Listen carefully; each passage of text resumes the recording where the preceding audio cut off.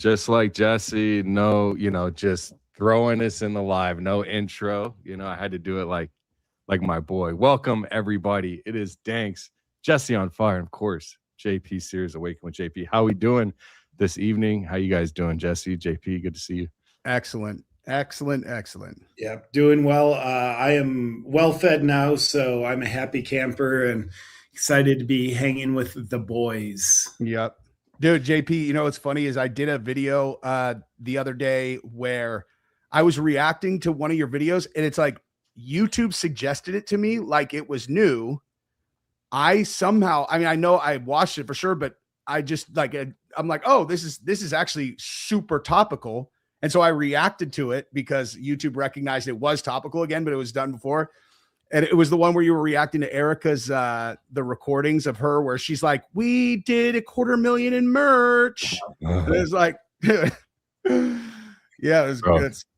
There's so much stuff to recycle now. Like I've been doing that with my own content too, where it's like, oh, well, this applies because it's just like so much has happened that you forget about it. And now it's. Yeah. And I think to me, it's always fun to move on, but the stuff that's been covered, like the relevant stuff, it can be easy to forget. Like, yeah, hey, that's important context. Like that matters. Let's not forget those details. So I think, taking a trip down memory lane, it definitely is important because so much stuff can go out of sight, out of mind, which is whoever they are, probably what they want. Yeah. Like, cool, let it run the news cycle. And then like, cool, we're in the clear. It's like, let's remember. I bet you if we could see behind the veil that the thing that would probably be the thing that made the public most angry would be how they probably talk about the public when they're doing this stuff. Like, just because if I was on the other side, I would probably be that way too. I'd be like, dude, just feed these donkeys that story. Yeah. Like they probably they just have because it's like, how do these people still fall for this shit in their mind? You know what I mean? Yeah. It'd be awesome to be in one of their meetings and, have a cup of children's blood with them and just kick it and hear how they talk about it, talk about us. And by the way, how they talk about us, well-deserved. Enough of the public behaves like mindless moronic sheep that it's like, yeah, like they're not lying, but it doesn't feel good to hear them call us idiots. Yeah. Well, certainly a lot of them, I don't know, or a lot of us are in many cases. I'm trying to think of like what stories, actually, let me throw it to you. What story did you guys like when you think back on that you fell for hard that you feel super dumb about now? Think their whole life. Oh, I don't know. Go for it, Danks. Go ahead. No, I'm not ready yet. You go. My whole life. It's a heavy question, dude. Dupe that I fell for. I don't know. I got to marinate. What are you thinking, Jake? Dude, he just had a monster knocking to his house. A hawk legitly just flew into my window. What? That's not a bad omen. Gosh. But this is I'll try to like Lindsey Graham or no, I'm just it wasn't. It didn't have gay AIDS. It just looked like a healthy bird. Yeah. I didn't know AIDS had it hadn't kidnapped some other bird's baby and it was carrying it around while it flew. Yeah, it wasn't on its way to Disney World or hell. So the biggest thing that I fell for was like guns are bad. And like that, I know that's not a story, that's an issue, but man, back in 2016, I made a video making fun of gun owners who talk about gun rights and like we need them to protect ourselves against a tyrannical government. And then probably 4 years ago at this point, I made a video like reacting to that old video of mine. I wanted to own it, but share with people why I changed my mind. So that's certainly a huge one. While y'all throw yourselves under the bus, I'll try to think of like a specific story. Oh, I've got a good one right now. Remembered. When you go to the grocery store and I'm not saying, and I'm going to blanket all of this with allegedly, because I don't know the inner workings of all of this, but you know, when my parents and I would go to the store, and sometimes you'd have Salvation Army, you could donate money, you know, maybe $1, a couple bucks, some whatever change you had in your pocket. Yeah. But then it goes to when you're checking out, they want you to donate, and then with your change, you want to round up. It's like, that was all cool until I realized that almost all of these nonprofits are just scams, you know. That's what broke me. It's like my parents donated probably at least single digit, if not 5-digit thousands, you know, like over the years combined. And then you add me, it's like you think you're being a good citizen, but all you're doing is you're actually paying for someone to fly in a private jet. Yeah. And that's fucking bullshit. You know what I mean? That's a really good one. That's a really good one. Those are like, and yeah, that's like, I almost take it personally. Like when they're like, do you want to round up for, and the way that they frame it, they're like, do you want to round up for, you know, kids with cancer and muscular dystrophy? It's like, dude. Or do you want kids to have cancer? Exactly. Is the question. Yeah. You don't want kids to have cancer, do you? And it's like, because if you don't, then you should probably donate $1. It's like, I mean, all right, no. You know, the thing is, I want to have those causes donated and well taken care of and substantiated, and like, but when you see, it's one of those situations where you have like one rotten egg or whatever spoils the whole carton or whatever, you know. It's like you start realizing you got the likes of Turning Point USA just like dripping, you know what I mean? And there's a lot of companies out there that are just dripping in cash. And then you start to look, and like people that own other companies, they're dripping in cash and they're taking home 30%. They're taking home 70% of the donations. And it's like, I'm not naming anybody at this moment, but there are entities that do that. And actually what's crazy is nonprofits, and I didn't mean to like go on a tangent, but they're also weaponized against you from foreign governments and foreign countries. That's another thing. And you're donating and you're thinking you're contributing to some Christian cause. In reality, they're trying to spread propaganda to make you become a traitor, actually, you know? Yeah. Turning Point. I'm not sure if that I mean, I'm sure not Turning Point necessarily, you know, but I'm just thinking about like those one, like, I'll tell you, perfect example is like these ones where they did when they looked under the hood in California at these, like, how much money went to attack homelessness and then what the money was spent on. It's unreal. Like, it's absolutely unreal that people could see that. And you're like, okay, hey guys, like, look, you guys all know, I think the Democrat versus Republican thing is the biggest scam. That's actually my answer. I actually just thought about it right now. That's my answer, is that there's a real such thing as like Democrats and Republicans. And it's like really important that you establish what side of the fence someone's on, because you're supposed to not like someone if they are in the other group. That's like one of the most toxic, vile lies that exists. And it turns people who would be otherwise like normal into toxic, vile people. Yeah. But yeah, like on the that, and also it makes people blind, dude, where you're like, guys, this is not complicated. Okay. They gave them, you know, I'm not specific. Like they gave them $200 million. They spent, look at the breakdown of where the money went.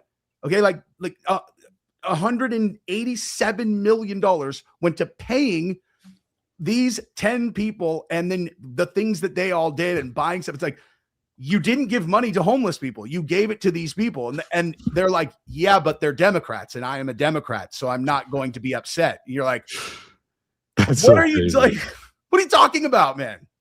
Yeah. I've got what I think it's quick. It's, I think, far more embarrassing than what y'all shared. Yep. Get ready for this. You'll probably disown me. Take you back to May of 2020. I fell for BLM. I donated. I asked the audience to donate. And I did the Instagram black square. If you you did not. Yeah. You swear. No. You did. That's amazing, dude. And I had a black friend message me saying, don't do that black square. Take it down. Here's what it represents. I left it up. But then I don't know what it was. A couple weeks later, I'm like, oh, shoot. Yeah. They got me. That's honestly though, like the fact that you were like on that, and that you are talking about it now and laughing just means you're like that. I can't know how awesome someone is if they don't have the opportunity to like do something and then talk about it later and make fun of themselves. Yeah. And, you know, most people would rather be wrong than admit they're wrong. Yeah. And admit you're wrong. That's called freedom. You free yourself from living and thinking. Just imagine if I just would double down. Like, no, like I donated and I told my audience it's a good idea. Just like 6 years later, what life would be like. I'd be sitting here with a fucking man-made vagina and, you know, some tits and like, my name's Jasper. I'm a Zer. Yeah. Because if you haven't made your wiener into a vajayjay, that means that you don't care about gay marriage. It's like, right. And you're racist. What? Like, how does that logic line up? So, and if you don't know who we are, I'm Danks from Dankster Intel. This is JP Sears with Awaken with JP and Jesse on Fire, all doing content creation. And welcome to all of you. We just wanted to get together. We have a little group chat, us three, and I just said, hey man, we should get together again. That was fun last time, really kind of knocking around some pretty serious questions, but also bringing a nice light to all of it. And I had a great time. So it's nice to be able to reconvene. We've got a lot to talk about. You know, there's obviously a lot going on. There's a lot they're trying to act like is not a big deal. And there's psyops going on. It feels like we're in full scale war again. So that's good. Yeah, we're in full scale. I mean, we can start there. I mean, what are your guys' thoughts on Iran and where do you sit? I have my strong position. I feel like they're going all the way through. There's not any talk of them stopping until that place is completely changed. Is just a lie to all of us. Yeah. This was planned back in 1996. It's called a clean break. You can go look it up. So for me, I am very much. Where did you read about that, or like? Just researching that and then rebuilding America's defenses and westernizing the entire Middle East and all that's been an agenda for 3 decades. They're not going to stop. Iran is the last frontier. That's where I stand. Curious to know what you guys think. I want to just propose a rule for this stream that like we can't say any like 5 sentences that are serious consecutively without jamming a joke in, because I just like my brain can't take it, dude. Like I can't be serious tonight. But as far as Iran goes, I would say that like I feel like this has gone really well for us. And you know, if they're throwing JD onto the Rogan show, that's probably not to, you know, go damage control on the most catastrophic, you know, strategic decision that any administration has made in my lifetime. It's like, hey, dude, it's going to be, hey, we'll knock them out in 7 days. It's like 7 days, like 7 days, dude. How do you think we should start? They're like, well, let's kill their religious leader, because that's going to definitely not harden their resolve, and it'll make them much more likely to then negotiate. And that way, in the best case scenario, we can get back to what we had before you became the president and undid Obama's deal. Like then, you know, it makes us look like geniuses, man. Well, you know how their religious leader, I just thought of a really funny South Park episode. Imagine if, because the religious leader, the Ayatollah, was actually in charge of the military in Iran. What if our government just thought it was their military leader and they didn't know it was also the religious leader, you know? If that's what Netanyahu said, I'm sure they would have bought it. You know, it's like, but it's actually brilliant on Iran's side to have your religious leader be in charge of your military, because then you kill the religious leader, you've got more than one entity that you've taken out. The religious head of Islam, I guess. You know, I don't know the culture, or the religion well enough to state, but apparently heavily, I guess he is I don't know. Anyways, then you've got the military leader, and then you've got the person. So that's like 3 entities in one that you've got people to feel sorrow about over just one. You know what I mean? And they're also positions of power, you know, 2 of some of the most prominent positions of power. So it's a brilliant position to have in my eyes as a religious leader and military leader, because then it makes you much harder to take out, because then you see what you get is what we have right now. How anxious do you think his people will be to say no to a command too? That he's like, hey, why don't you go blow up that building? They're like, am I saying no to just you or God also? It's like, I don't know. Think about it, dude. And I wonder if that person really draws lines of distinction with his psyche. I mean, is he really that moral? Yeah, the latest total I saw was Trump legitimately announced peace or a peace deal 39 times in this whole thing. And I was shocked at how many people took the latest peace deal announcement a couple of weeks ago at this point with the MOU, people using that term like people know what that actually means. Now we kind of do, but I learned from Nate. Memorandum of Understanding. Yeah. I was shocked. So many people are like, well, the boy has cried wolf a lot, but here we are, back to, we're just doing war. My original position of like, damn it, it really seems like we're just doing this for Israel, or at least in too large a part for Israel. That's still my primary concern. However, I will, by the way, it seems like each day, like we're getting at least an inch closer to nuclear war. That's a concern.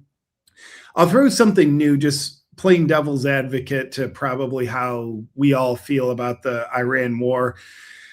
I was together with a friend yesterday. He's high up in the Army, lots of experience, like decades of experience. So he knows things. He has a perspective of geopolitics that I don't. He's been in hell on earth plenty of times. So I asked him, like, Iran war, what do you think? And he didn't mince words. He said, it's completely effed. Like, I mean, it's a poop show. He said, the good thing, and I didn't have this understanding, he said, Iran legitimately had stockpiled so many of these military drones. They're super cheap, $20,000 each, that if we didn't get in now and therefore have them exhaust a fair bit of their drone supply on us, and I'm sure through us bombing them, he said, in the future, if we needed to invade Iran or they're starting to be offensive towards us, they would have been impenetrable.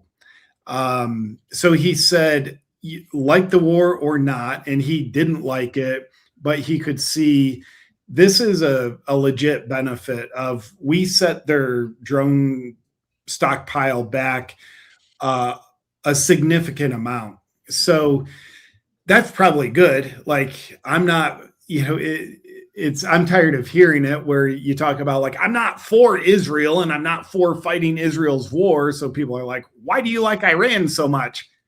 I don't. Yeah. I fear Iran, not necessarily to the point where I think we should invade them or should have. But anyway, that I always appreciate hearing things that make sense that do not confirm my bias. So I really appreciated hearing him talk about like that's been a legitimate benefit of our involvement there. Jesse, are you bleeding? Yeah, it looks like it. On the back of your neck. I thought it was like a the tattoo. cat might have done it to me, dude. The chat is going crazy, and I thought it was just like some. They saw right before when I came in. I grabbed the cat, and the cat went crazy. Like that's crazy. Did you just take your blood oath, pledge your soul? Hey, yeah. Hey. Let me tell you about why I do love the Iran war. I love it. All right, you can email your contract over to me. That's wild. I didn't think he got me. I didn't think she got me that bad. It kept growing slightly. Normally, I would be at jiu-jitsu right now, and then you find out you're bleeding, anyway. This is a guy who live streams so hard he bleeds. Bro. Just pouring myself into these streams to the point that I'm bleeding. Yeah. Danks, I don't know, but I haven't gotten any injuries from this live stream. I don't know. Have you? Maybe we're not trying hard enough. I only have an torso and up. I lost everything below. I'm double amputee from live streams. Yes. Just no, I'm kidding. No injuries just yet. I do want to see the clips. You guys are talking about something with JD Vance and some stuff. There's a lot of them. Do you have anything? If you want to pull up, I'll read a couple. I have the ones queued up that I was gonna cover when I do the video, but I haven't even watched them yet. If you want to pull him up, yeah. Here, I'll just share. You know what it is. I haven't seen it. Jesse wanted to. This is Lori Brown Causey for $10 says Jesse wanted to be the first, so you could see. Check email. Charlie Kirk went to China to buy TikTok. Also, Tyler Robinson and Nick Shirley are cousins. What I heard people talking about this today, and I'll look into it. But like, what I've noticed is since the trial, they've been flooding social media with all of this kind of stuff. Like, it's like, you know, did you know that, like, you know, Erica Kirk's brother is actually the one who's on the UVU campus? And it's like, did you see this person? You know, Lance Twiggs is actually a body double of like Kirk Douglas, which means, you know, it's like all. What's the purpose of that? What do you? It's got to be deployed. Did you see what Barron said in the but what Barron said last night was he's saying that it's a tactic, and they intentionally flood the market with misinformation, and so it keeps like smart people who are good investigators investigating bullshit instead of real, and then also it poisons the well to where, if someone bites on a bad story that they can disprove later, then the next time they come out, you know, and it's like, hey, I traced this back to this guy. They're all, hey, aren't you the guy that said Erica's brother did it, idiot? So it's like, it's really smart. Yeah, like really smart. Now I don't know that if whether Robinson and Nick Shirley are cousins or whatever. They're not. It's been thoroughly debunked. Oh, really? Okay. Oh, really? Okay. A couple months ago, it was debunked, and then I saw Baron Coleman just retweeted his old tweet because that's been recirculating. So it's a bunch of stuff that's been recirculating. It'd be more fun, but they're not. Yeah. Anything that, like, this is just my general policy. It's like, if it sounds too good to be true, usually it is. It's like when you see like a headline that's like people, you know, I get a lot of like tips and stuff, obviously, and I appreciate all of them. So don't at all take this to any of you guys that send me tips. Don't take this as me like trying to dissuade you. It's just because I see them all, I can say that there is this very specific type of channel on YouTube that puts up such asinine, nonsensical, total horseshit that I don't know how they're getting away. Like, it's like, and they get a ton of views. Is it probably the exactly? It's literally like it's like Tupac back from the dead, you know, with Brian Harpole, you know, whatever. You're looking at it, you're like, meeting in Nicaragua at 4 a.m. outside. It's like those absurd old Inquirer headlines, just so over the top. And the way you know that it's coming is if it says, you know, it's like 125,000 views, and you look and it has like 900 likes. You're all, this is not going to be a good outcome, or, you know, like, this is not going to be true. All right, we'll do a couple more, and then we'll see what did you pull up a clip? Yo, what's up, Jesse? I got it ready. All right, cool. The Thin Blue Line, $9.99. Yo, what up, Jesse? You got some heavy hitters on with you tonight, boy. Yes, sir. You've been going live past my bedtime. Glad I can catch this one. It's because Candace is such a beast. Candace and Baron back to back, dude. He's live right now. Yeah. I don't even know what our numbers are, but like, thank you for showing up. Yeah, thanks for showing up. So the other night, so 2 nights ago, I did a video, and it was my #1 video of the last 10, and it was double my #2. It was to the moon.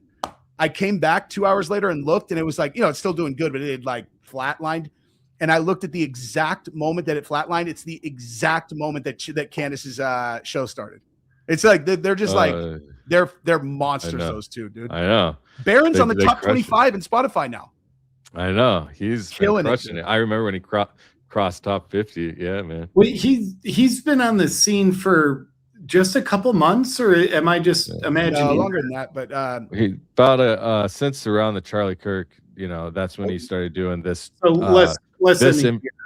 Well, he has been doing this stuff for a long time. He's been in commentary and like doing talk radio and local news and stuff like that on talk radio, I believe. Don't quote me, local news. No, that's correct. I don't know about local, but he was on radio for like a very long time. Radio. However he did, he was on radio for a long time. He's a professional. And he's clearly great on camera. Yeah. Clearly, he's a professional. Thank you to Oliver's Pavilion for the $5.50 dono, and then JP Rock, longtime subscriber. Love you, man. Mr. Right on. Rose. Thank you, Mr. Rose. JP has the best skit comedy channel on YouTube for 100% sure. And I've been saying the same thing for 5-6 years. Thank you, Jesse. You are welcome. And I mean that 100%. It's fucking hilarious, dude. Got another one from Mr. Rose. Jesse doesn't look so buff now that JP is here. Oh, shots fired. Mr. Rose, this man knows some things. That cuts so deep, dude. So deep that you're bleeding again, bro. I know. Yeah. Dude. All right, one last one. Death Queef 69, $2. Please thank JP for his service. Right. A real patriot. Death Queef, dude. Thank you, JP. All right, let's see what he's been dying to show us here. What we got. mean, I haven't even watched it yet, but no, I'm kidding. I've been dying to see it. All right. Okay, here we go. I definitely think you have seen this very discreet, extremely well-funded campaign to try to derail the negotiation and try to derail the deal. Yeah. And, there's this Time article that came out yesterday. A friend sent it to me. It's like worth reading because it lists a bunch of people who have quite literally been paid by a former Trump campaign person who was himself paid by certain elements within the Israeli government. And those people are attacking me viciously for quite literally trying to accomplish the negotiation objective that the president set for the country. So why don't we throw them in the slammer or have there be some repercussions for that? Probably. Sorry. Be great. So no, what man, is their position? Like, are there? What's that? No, I believe it's true. You're taking money to push a foreign country's agenda, bro. That is. And then you're involving political actors and the money is mixing with politics and AIPAC probably and all these other PACs, and it's coming from this person and they all have one agenda, and it's for us to look over there and favor over there and not here for some reason. Yeah, in this case, it's to make it less likely that we can accomplish a peace deal that literally us and every ally that we have, probably the global economy, we need to get this deal done. And someone in America's taking money. I don't care which country it is. Like, that is treason by definition. It's treason by definition. Yep. I don't like it. Attacking you how? Oh, it's social media posts. It's they're leaking to reporters. They're attacking me obsessively, saying that we should not be negotiating with Iran. We should just keep the military campaign going indefinitely. And that is their explicit position. Hey, how many of them are going to go fight or send one of their kids to fight or know anyone who might potentially get killed or face any serious repercussions in the event that we are unable to get the deal done, the economy collapses? Hey, are you going to be affected by that? They're all, I am worth, $150 million low. That's like low side of their crew. And then it's like, oh, so you guys are going to face no repercussions at all, that no one that you know, huh? But this is, dude, fuck these people, man. Sorry. And coming after me saying that, people have come after me and say that I'm influenced by Qatar, that I'm influenced by foreign governments, that, I take my marching orders from Tucker Carlson. And there's just so much bullshit out there. You'd be better off to take him from Tucker than, okay, sorry. Me being in control of the play and pause button is going to be a problem, dude. Cause Jesus, I hadn't seen even a single minute of this episode yet, but I bet Brad Parscale wasn't imagining his Time magazine front cover being for this shit, bro. Yeah, he's on time. You go to time.com. He's front and center. Here, let me share this real quick. And I'll put yours back up. This is crazy, bro. Brad Parscale, front and center, bro. Look at that. That's on the homepage. And what everybody's probably following along, but just quick recap. What JD Vance is talking about, like, hey, these influencers that came from the Time magazine article you're looking at, influencers paid by Israel, and now they're attacking me. So if you think back 2-3 weeks when the we're doing a peace deal thing was announced, you just think of what was Ted Cruz tweeting, Mark Levin, Lindsey Graham, the late great Lindsey Graham. It was all this, like, now they're anti-Trump administration. They're making the wrong decision. We need to keep pressing into this war. so that's the time JD Vance is referencing when these influencers, by way of Brad Parscale and the Israel funding, were attacking JD Vance. So just in case nobody followed, that's the quick recap of where he's brought us to in the conversation. Yeah. And the whole thing is like, what, how, I don't even know how anyone could spin that as anti anyone. That if your opinion is like, my opinion is literally completely based solely on the fact that I think we should be keeping the let's go kill a bunch of people in the, you know, keep that in the quiver unless absolutely necessary. Like, I'm not a naive person. I understand war is going to happen, but also strategically we should go into war, you know, like, sure that we're in position to win while taking losses, consider losses however you want to translate them, that are an acceptable loss to the country for the positive, you know, that we're going to get back. And it's like, and definitely we're not doing it just because a couple assholes in a room decided half cocked that like, hey, let's just go do it. It's like, it's a country going to war should be an enormous decision. Okay. I'm not saying that you have to involve everyone, obviously, because it's going to be, but there has to be a super well thought out reason that we're doing it, plan for how we're going to do it. And if there's an opponent that has a geographic advantage that on paper for an 18-year-old who is like half decent at understanding geopolitics, they're like, what happens if they just shut down this little body of water? The day they shut down the Strait of Hormuz, ask Nate. I was on the phone with Nate that day and I was like, this is checkmate, right? And Nate's like, checkmate, we're fucked. And I was like, right? The only way that I saw that we could have turned it around is if we started sinking oil coming out of there that was going to their allies. Like, so China just as reliant on Middle Eastern oil as our allies. I'm like, so we're going to have to play chicken. Like, we're going to have to go, because now they've put us in we can't, like, we have no leverage. We're going to have to knock down all the exports for them and then make China put pressure on them. Because if they're allowed to just determine whether or not the strait's open, then they're going to ring our balls on Front Street, which is exactly what they did. Trump thought he's going to be able to go on Truth, and he's all, if you don't open it, I'm going to fuck everybody. I'm going to fuck them. Then I'm going to kill them. I'm going to kill the whole civilization. It's like, that's just not going to work, dude. No. Like, you already threatened them and didn't follow through. If you wanted to play the threat, the threat game, you need to make one threat that is seemingly outside of what they would think you're willing to do, and you have to do it once. Like, you have to do it. No matter what it is, you have to deliver on it if they don't give you what you asked for. Then when you make a threat later, it's whatever. But as soon as you've said you're going to do something and you don't do it once and then twice, 3 times, it's like you're never going to get anywhere with threats. You have to talk. Anyway, sorry. No, you're good. This is where you got to get it out, man. I told you I wanted to make fucking jokes tonight, man. You can make jokes. Yeah. I heard that the Legos were made by America, actually. Is that true? Have you guys heard that? I mean, I certainly immediately was suspicious that they were probably made by those, you know who. Jesse, got to ask you a question. And then we can jump back to the clip. Have you read the Time Magazine article yet that JD Vance is referencing that covers Brad Parscale? Tell me about it. Maybe after this clip, we can bring it up. It's long. We wouldn't want to read it on air. But there's a very interesting paragraph in it we definitely want to talk about.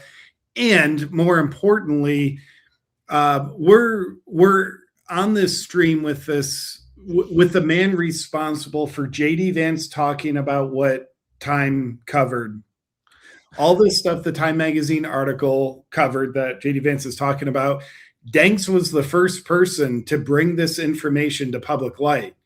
Clock Tower, Salem, Brad Parscale, the agreement with Israel to integrate pro-Israel messaging. So I just want to, I know Danks doesn't necessarily even want credit, but to be the first mover to bring this information forward to the public, which Danks, I think you did back in March. Well, I did. So there were people that have mentioned stuff before me. I wasn't the first to mention it, but to like really take it and build something off of it, really, and to spread and talk about it as much as possible and find damning information that really is important that people need to hear about. I feel like I did that, where I can say like, hey, I was really the first one in the arena out here, like really spreading this information, building websites to explain what is going on, who's taking money, where the money is going, all the FARA documents showing you like this is what it is, this is who signed it, where the money came from, how much, what the mission is for that they're signing, what country is delivering the money, all of that stuff nobody had ever really built before, or done, or really explained to people that the president's family owns portions of a company that's being run by someone who's a foreign agent to a foreign government. That was Yeah, the first it's like- I had heard of it, is when your stuff first went out, where Tucker retweeted you and everybody retweeted it. That was the first time I had heard it, like about Salem and all that stuff. It was, I mean, yeah, we talked a lot that week. That was Dude, crazy. that was bananas, man. That was, I yeah, didn't that was even crazy. really understand what I had found. You were helping me understand that, because like it was a lot to digest. And for me, it was really, it's just I think it's just the money game. I think they're all money hungry. The ones with the fattest pockets are just feeding them incomprehensible amounts of money for what to them might feel like small favors, but to American people are huge impacts. And I think that's the misalignment, is like, if you had me, if you stood here and Donald Trump was over there, our alignment is off because they don't feel the same way about their decisions. They don't realize how it affects us, because it doesn't affect them in the ways that it does us. So, I don't know if they even realize that they're betraying like the trust of people. I don't know if they even see it that way. It's kind of, I mean, if they don't, then they are blinded by their own incentives, because it's not complicated. so But- if that's the case, then how come they're doing, like, I don't know, how can you call yourself American? and I'm Absolutely American person? ungodly amount of money is the answer. Is like they are just they're corruptible people, because like there's certain people. By the way, the idea that I like was helping you, that's absurd. That week, we had been having those conversations because there was a lot of stuff that like TPUSA had done structure wise, or I'm like, dude, this is par for the course. This is not a big deal. Like this is how I would have done this. Is this? Then you showed me this one, and then when you explained to me exactly how this worked, I was like, oh, then then I like, but I didn't understand how big of a deal it was until you kind of ran me through it. But the and how far it goes, and yeah. how wide the net throws. Yeah, because I get like exactly what I was saying about the TPUSA. It's like I look at these things and go, I mean, listen, if I was running TPUSA, I got $100 million coming in, and we have to hire a social media company to do this, and that. We're spending $2.5 million. It's like the idea that I would not come up with, well, why don't you start the social media company, and then we'll pay ourselves $2.5 million, and we'll do a better job than whoever. I mean, like I would have done that for sure, without a doubt. I would have done that, and I have no problem saying it out loud. I don't know, especially with me being able to spin up bots on your side. We come crush on, it. Like, yeah, I mean, without a doubt. That's why I'm like, look, I'm not going to throw rocks at them, because I would have done that. But this is different than that. Like, this is very different. Like, because what I'm talking about with that is like, and even there, that what Jesse's talking about is that Jake Hoffman, he was running bot farms for campaigns and stuff like that, got banned and stuff, right? I'm not even talking about that specific. I just mean where they have a marketing just budget the that needs idea to of be spent using- on like social media. It's like, if what the social media companies are doing is something simple to do, I would have us create the company that does that and then hire ourselves. Because at the end of the day, it's like the same outcome, but we'll do the work and we'll, deliver.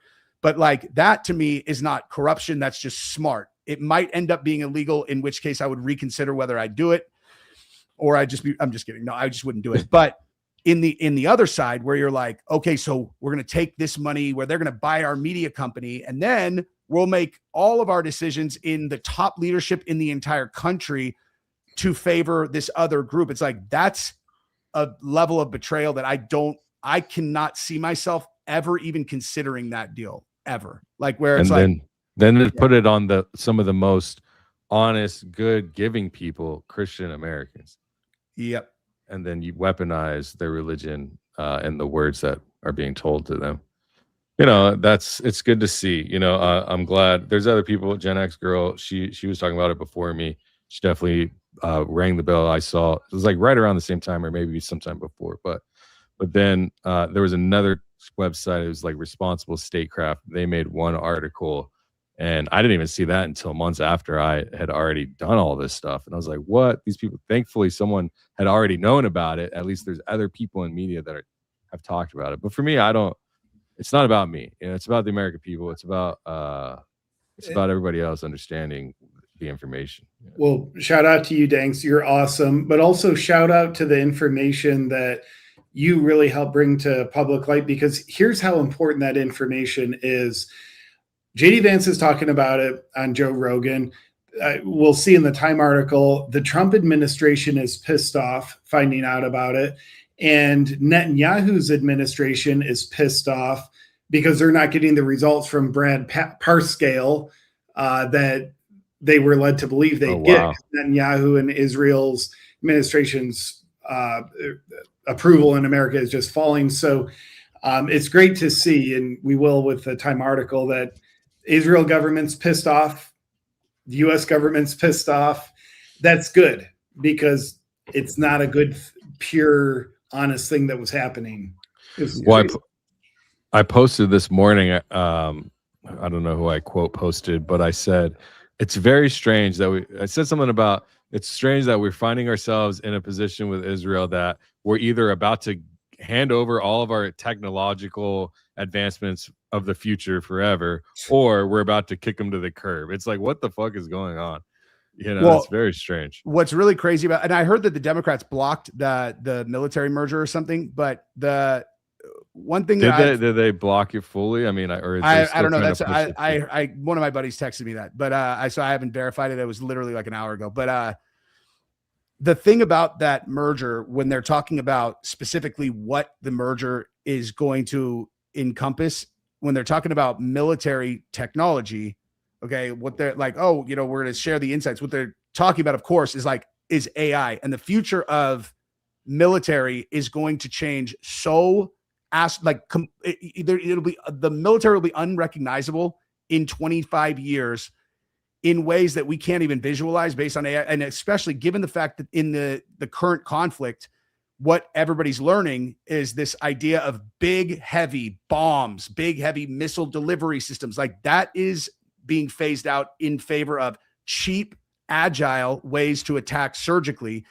And when you think about that and how cheap those things are to move, and then you start thinking through the fact that artificial intelligence is going to be behind all of this stuff, and that's what we're going to be sharing with, and I forget about is just any other country that's not us, because there's going to be a world where you're not going to need a large standing army at all anymore. It's not going to matter how many citizens you have in your country, because the soldiers, if you still need them, are going to be AI Tesla bots, you know, like there's going to, and that's like the dumbbell version of even, you know, imagining it.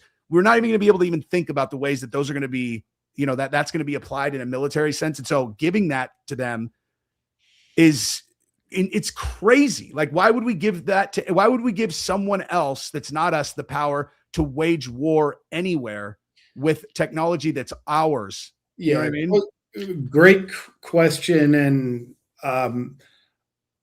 I don't think we are, as in we the people are. I think it's them giving it to themselves. Yeah. Thus, our government is legitimately occupied with Israeli interests. Our influencer class is legitimately occupied with Israeli interests to help garner the support for the occupied government. So, you know, it's a fair question. And the obvious answer is we wouldn't do it. Don't make the mistake, and I need to tell myself this, don't make the mistake of believing we are doing that. We're not. Israel has occupied us, so Israel can give it to Israel under the illusion that America is giving it to Israel. That is insightful and exactly correct. I agree 100%. Yeah, I agree too. And it's all right, here, let's see the rest of what he says here. When what I'm actually trying to do is accomplish what the President of the United States told me to accomplish, which is a settlement of this that accomplishes our objectives. Iran doesn't have a nuclear weapon. We have the free flow of oil and gas. And like, I should be clear, you know, like, I don't actually mind. I don't mind that the, you know, let's say certain elements of the Israeli government want to criticize the deal or have disagreements about the deal. I don't even mind an effort to try to influence, you know, foreign governments try to influence the United States all the time. You know, Israel does it, other countries do it. It's just sort of the nature of the beast. What bothers me is actually when Americans allow, meaning American leadership, allows that influence to affect their judgment. That actually is a great distinction, because I saw a lot of people quoting just the beginning of that quote. I hadn't seen it yet. And they were like, JD says he doesn't even have a problem with Israel trying to influence the American government. And then that's it. And where he's like, I don't care if they try to influence us because everyone is trying to influence, but I have a problem if Americans allow them to influence their decision-making and prioritize what they want over the American people. Because obviously that's, it's a very sharp distinction. Yeah, obviously the most important distinction. You're just talking about taking favors. It's the What's whole lobbying. It's all the lobbying Exactly. shit. 100%. That, and then also, see, what's interesting is they figured out that lobbying works, and so now they're using it in all these different industries, you know, and it kind of, you know, either that or I don't know the history of lobbying. Actually, it'd be interesting to do a deep dive live stream on the history of lobbying. But however that fulfilled, it's all the way in every industry, from farming to this AI stuff to everything, all the way up to the White House. So money for favors, this is gotta go. In politics, it's gotta go. I don't see a future where that can continue. And that's not the future our founding fathers saw. I'll guarantee you that. Yeah. And the tough part about that is that structurally, in terms of how things get done now, there's not a single person who has actual power and the ability to influence what gets through who is not benefiting from the current paradigm. So there is no scenario where we're going to be able to get rid of it absent a path that I wouldn't ever even discuss, really. You know what I mean? It's like, we basically like I don't see there being a world where our system now that could happen unless someone like maybe Tucker got elected, and then like over a matter of a certain number of years, you got all these people in that weren't. It's just, I don't know. I can't. That's the thing, is you have to pathway there, you know, and the whole thing has got to wash out and it's got to be rebuilt, you know. And I don't even know if the system we have, like, I think that because we've had all of this technological advancement and the AI and stuff, I believe that they keep trying to find these reasons to change what was built on this country, right? The Constitution, all of our founding documents. And the problem with, and I was talking about this with, I think, my daughter today. It's like, if it's not broke, don't fix it. But they keep trying to fix things to live in this world that they believe is supposed to suit whatever their make-believe world looks like over a certain amount of years with a certain amount of money they put behind it.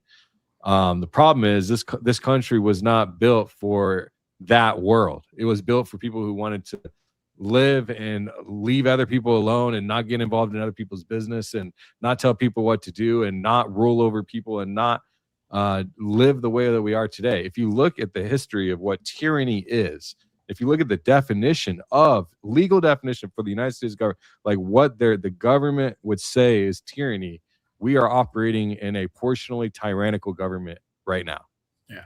And what's interesting, to wash out the tyranny and the lobbying part of the tyranny, the whole organized crime that we just like pretend is how it is, to wash all that out quickly, it would take a new direction of tyranny to wash it out quickly. And like, we got to be principled. We can't support that. But I did hear someone, I forgot who it was. It was like a kind of, Jesse, maybe you were alluding to this, but to root out corruption in a government, you basically have to, I'm not advocating this, Spencer, you have to off everybody in the government. Then everybody that comes to their funerals, you got to off them. And then a third time, the people that come to the funerals of the people that came to the funeral, you got to off them. Jesus. Now you're, I mean, you got the barnacles, and now you're working with a relatively clean slate. It's obviously extreme. We're not supporting that in any way. You're just talking in a hypothetical. But that and it makes sense. Like that actually does make sense. And it shows how deep the corruption is, because there's, the the corrupt people, then there's people waiting to take those corrupt people's positions of power. Slowly they die off. So yeah, dude, what the only way that I could think of that would be non-violent, because what I was saying was basically the current system would have to be overthrown somehow, but which I would never advocate for it. I would never participate in under any. I'm never participating in anything violent or anything like that puts my ability to take care of my family long term at risk. But the one thing that I could think about potentially changing the system that is actually a plausible scenario is if someone who wanted to change the world is in a position to of artificial intelligence, and they were going to inject AI into, they basically have to Trojan horse our entire global system in a way where people who you would basically have to put your faith in one big centralized power that could be AI, or maybe it'd be a person or whatever, but it would be if you do corruption, they just turn off your ability to operate or what, you know what I mean? I don't know, some way that's not shoot them, but it would be repercussions. Yeah, you just have to you'd have to turn off the whole financial system. I mean, everything would have to be complete. I mean, I don't know if we go that far. In theory, if our justice system worked, it would be that. Cool, you did corruption. Guess what? There's accountability. Yeah. We're going to find it. We're going to investigate you, due process. You've been held accountable. That's the example. And it's not like one guy out of 1,000 we're doing. It's no, most of the time, if you're doing corruption, the rule is you're going to get caught. Rare exception, someone gets away. Yeah. So and you were getting killed, or your hand was getting cut off or some shit. Yeah, hung for treason. Yeah. So in theory, that's in place. In reality, it's not, because. And I don't want that, but there were harsh punishments for all of these things we're seeing. Guys, we see your super chats. We'll jump at them here in a second. Let's hit some of them, because there's a lot of them, I guess. Cool, JP. Yeah, you go ahead. Wait, do we go to the beginning or? Yeah, I got I knocked. Oh, right. Yeah. I knock them down. Yeah. So we're at the top. We'll always be at the top here. Okay. Yeah. I don't know who's, but I think this one's yours. Okay, cool. JP, Jesse on fire. Thanks. My two most favorite J's at the same time. Thank you very much. Appreciate you. Good to see you. This one, Angela in New York. Good to see you. $5. Couldn't choose between my faves, so I have one on my phone, one on my laptop, and one on my TV. Thank you all for the great work you all do. Thank you. That's very generous of you. Look at you. We've got Jamie Severe. Yeah, Jamie, Jesse, get up at 5 a.m., but I love you, so I stay up past my bedtime. I also love the shirt, bro. Self-gaslighting. That's right, dude. This is her merch that she made. Check that. Look at this, dog. I like that. Dang, that's fire. What? Yeah. That's fire. Yeah, I've got a whole thing that I'm going to do with merch, and she's right at the front of what's going to happen. But yeah, dude, the merch is great. The best design that we have is it's Erica dabbing her eyes, and it says "Why so sad?" Now I realize that would be, you guys all know that I don't think that this is real, which is the only reason that I made that design, and then as soon as I saw it on a shirt, I realized I'm like, oh, everybody thinks he's actually dead. This is psychopathic. I would never actually wear this. This is only funny to me because I think it's not real. So that one is probably, of course, it'll probably end up being the most popular fucking shirt, but I won't wear it because I think it makes me look insane. But Public Tier, remember for 2 months. Thank you. Great show, y'all. Appreciate you. Member, welcome. Quick 201. Jesse sucks. Love you. Hey, I love you too, bro. Member 4 months. Neon Phoenix original. Yeah, I can read it. Doesn't matter. I am too late for the goon sesh. Too early for. Oh my goodness. Someone's got to get their head out of the gutter. Jeez Louise.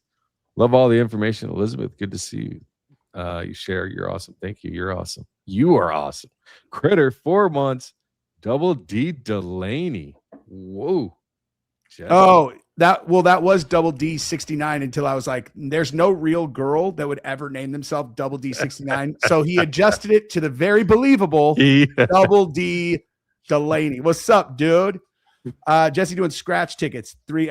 You better believe it, son. But the thing is, though, I could do both. This is cathartic to my brain. The amount of work I've been doing since this trial is like I have to be doing something else, or I'll just crash out. Like my brain will. I mean. Stick around because we're going to read a few more super chats, and then we're going to talk about Tyler Robinson case, Charlie Kirk, TPUSA 2.0, and the rest, and the files. There's a couple things I want to. Critter, thank you for the Danks membership. Say thanks if you got one. Saturday members only. We do a live stream every Saturday. The Danksters for 99 cents. Best deal on the planet. A whole show. Don't read that next one. Then okay, this one's fine though, right? Hey, Danks, good to see you. Yeah. With JP again. Thank you. All right, yeah, definitely not reading that one. Jesse on X, I designed for you. Check mark. I'll check it out. I'll check it out. Double D Delaney. It better not be AI of some girl that I just. If it better be a shirt. This is interesting. Who made us? Who made our ally? Who makes the money? We were talking about probably the people above laughing at the idea and us talking about us having control over what happens in any scenario. They're like, oh, look at them. Hey, look at you with your YouTube channel. I'm sure you'll be able to control whether or not we do this. You like that country we built over there for you? All yeah. Right. Yeah. I mean, starts with Roth and ends in Childs, I think is a big part of that. I don't know. Maybe. Danny Tobia. Hey, he's the one that told me that that the Dems blocked the merger or whatever. So hopefully he's correct. Remove the money and the country changes overnight. 100%. Yes. 1,000%. 1,000%. Jesse, read this. LOL. All love. Jesse, or will Jesse read this? Of course, dude. It's your member's birthday, dude. And you're also modding now. So thank you very much for that too. Critter KC, love you guys all together. Keeps it fun. Love the dedication. Love the community. Thank you. And Chrissy, I'm getting Avengers Energy Dream Team. Thank you very much, Chrissy. Okay, let's do. We'll come back to those later. Danks, take it. You want to finish this clip with? Yeah.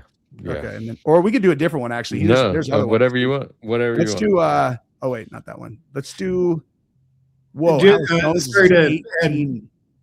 too many cooks in the kitchen.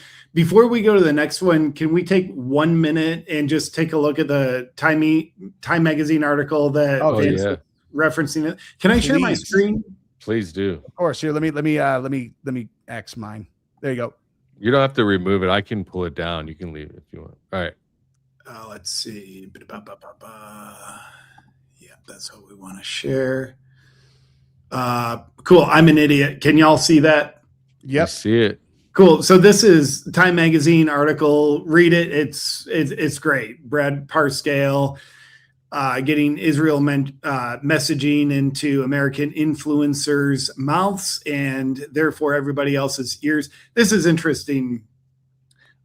Just read this, nothing else for the sake of brevity. The Parscale-led effort continues, but neither the Trump administration nor the Israelis appear happy about how it's going. Prime Minister Ben Netanyahu's government had hired Parscale to improve the nation's standing among conservatives, only to watch support continue to erode on the American right and across the broader U.S. electorate. We are pissed at Brad Parscale, says the Israeli official familiar with the arrangement, who spoke on the condition of anonymity because they were not authorized to speak publicly. He was supposed to make things better. We have paid him lots of money, but what did he do with it? Things have only gotten worse. According to Pew Research, favorable views of both Israel and Netanyahu have fallen since last year. Only 32% of Americans now view the Israeli government favorably, the lowest level in decades. That's great. So for me, it's just like the Israeli official that Time Magazine has quoted anonymously. We are pissed at Brad Parscale. Wow. He That was is just so brazen. They're like, we have money, but what did he do with it? Things have only gotten worse.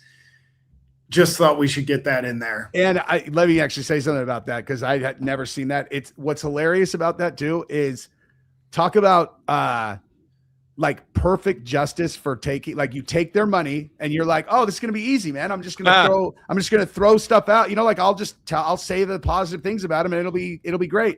And the reality is like you could do anything. You come up with the best ideas ever. Their favorability is going to go down because of all the things that they're doing. And then they're still going to be blowing you up. Hey, what did we pay you for? What did we pay? You're like, dude, how am I supposed to defend this dude? The truth in this case, it really seems like this is a beautiful, study showing us the truth is way stronger than the propaganda. Now, the approval on the American right for Israel, maybe it would have dropped even more if Brad Parscale wasn't doing his very lucrative influencing campaign, treasonous, getting Israel messaging through American influencers. Maybe Brad Parscale actually is earning his money, just doesn't look like it. But either way, for me, the beautiful takeaway of positivity is the truth is winning. So much money, power put behind this propaganda, but the truth is winning. Do you guys ever like, and I only do this just because I do this with every single thing that I can't see with my own eyes. Like I do sometimes go, because my opinion has changed very drastically, very fast. And I'm like, am I on the other side of one of these things right now? It doesn't seem like it because, look at what we did. It's like there's such clear cut results that are the direct result of which I think that's all that's shaping my opinion. But I always just, anytime that my mind changes fast, I'm always kind of like backing. I'm like, is there any way that I'm like, I do that too. And I think it's healthy to have that level. And I don't mean this in a bad way, but of insecurity where we question, like, am I being influenced? You can't get out of a jail you don't know you're in. So if you can't even ask that question because you're not humble enough to, then the answer is probably yes, you're definitely being influenced. Yeah. But if you have the self-awareness and do your best to assess, maybe you're not right 100% of the time, but you're at least in the game. Yeah. Yeah. I don't have any problem with saying things that end up being wrong later. So I just try to make sure that I'm being as careful as I can. Hey, I wanted to ask you about this because I was getting into jiu-jitsu and stuff, and I wanted to ask you about this move. I'd never seen this move before. And he just pulls up a gay porn clip. He's like, is this jiu-jitsu? Yes, actually, it probably is. It is, dude. It's gonna be no, it's not gonna be that. It's this right here. It's oh yeah, that's completely that is a totally real jiu-jitsu move. Right up until he grabbed the money. Just so had to end it on a joke. We're all jokesters here, right? That movie did though is actually real. There's people that are just people who are really advanced at that monkey stuff like that, where they grab heel and they'll roll over. When you see someone good at that stuff just dominate, you're like, that is like magic. I don't understand.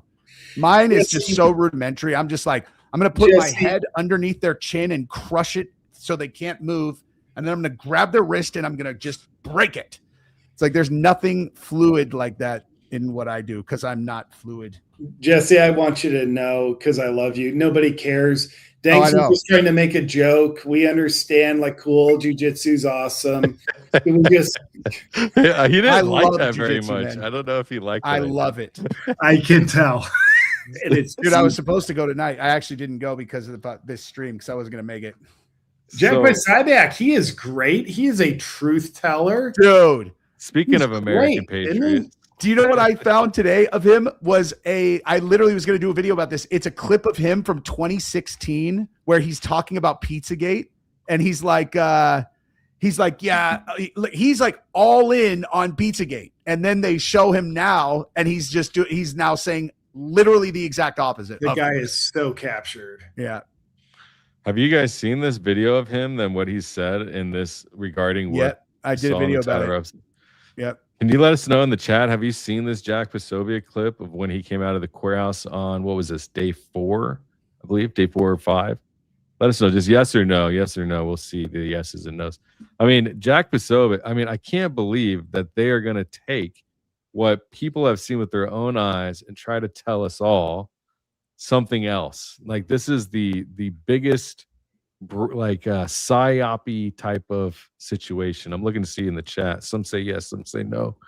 But if you've heard about all these people talking recently about these people inside the courtroom that are favoring TPUSA and saying that there's a very clear 4K high definition footage of obviously Tyler Robinson taking a shot at Charlie Kirk. You can see it. You jump. I jumped. I was, the dramatizing all of it. It's just not true, and it's kind of wild. It's not true, and all you have to do to ask yourself the likelihood of it being true is why, if they had a videotape that was very clear and very, convincing, why would they only show that to people in the court when they're like, why would you choose to televise the trial or the pre-trial hearing because you want to give the public transparency, and then you're all, but as it relates to the evidence that would give you actual transparency, we're only going to show that to the 3 assholes that are in the courtroom. It's so dumb. It makes no sense at all. And as a result of those girls being there and calling them out, they're now exposed as all it was it's the same video as everybody's seen except zoomed in on that little, non-HD blob. And it's just to put on the show here. I'm going to go ahead and play it because he literally puts an emotional show on, which is just wild to see. I think everything's been proven. I think it's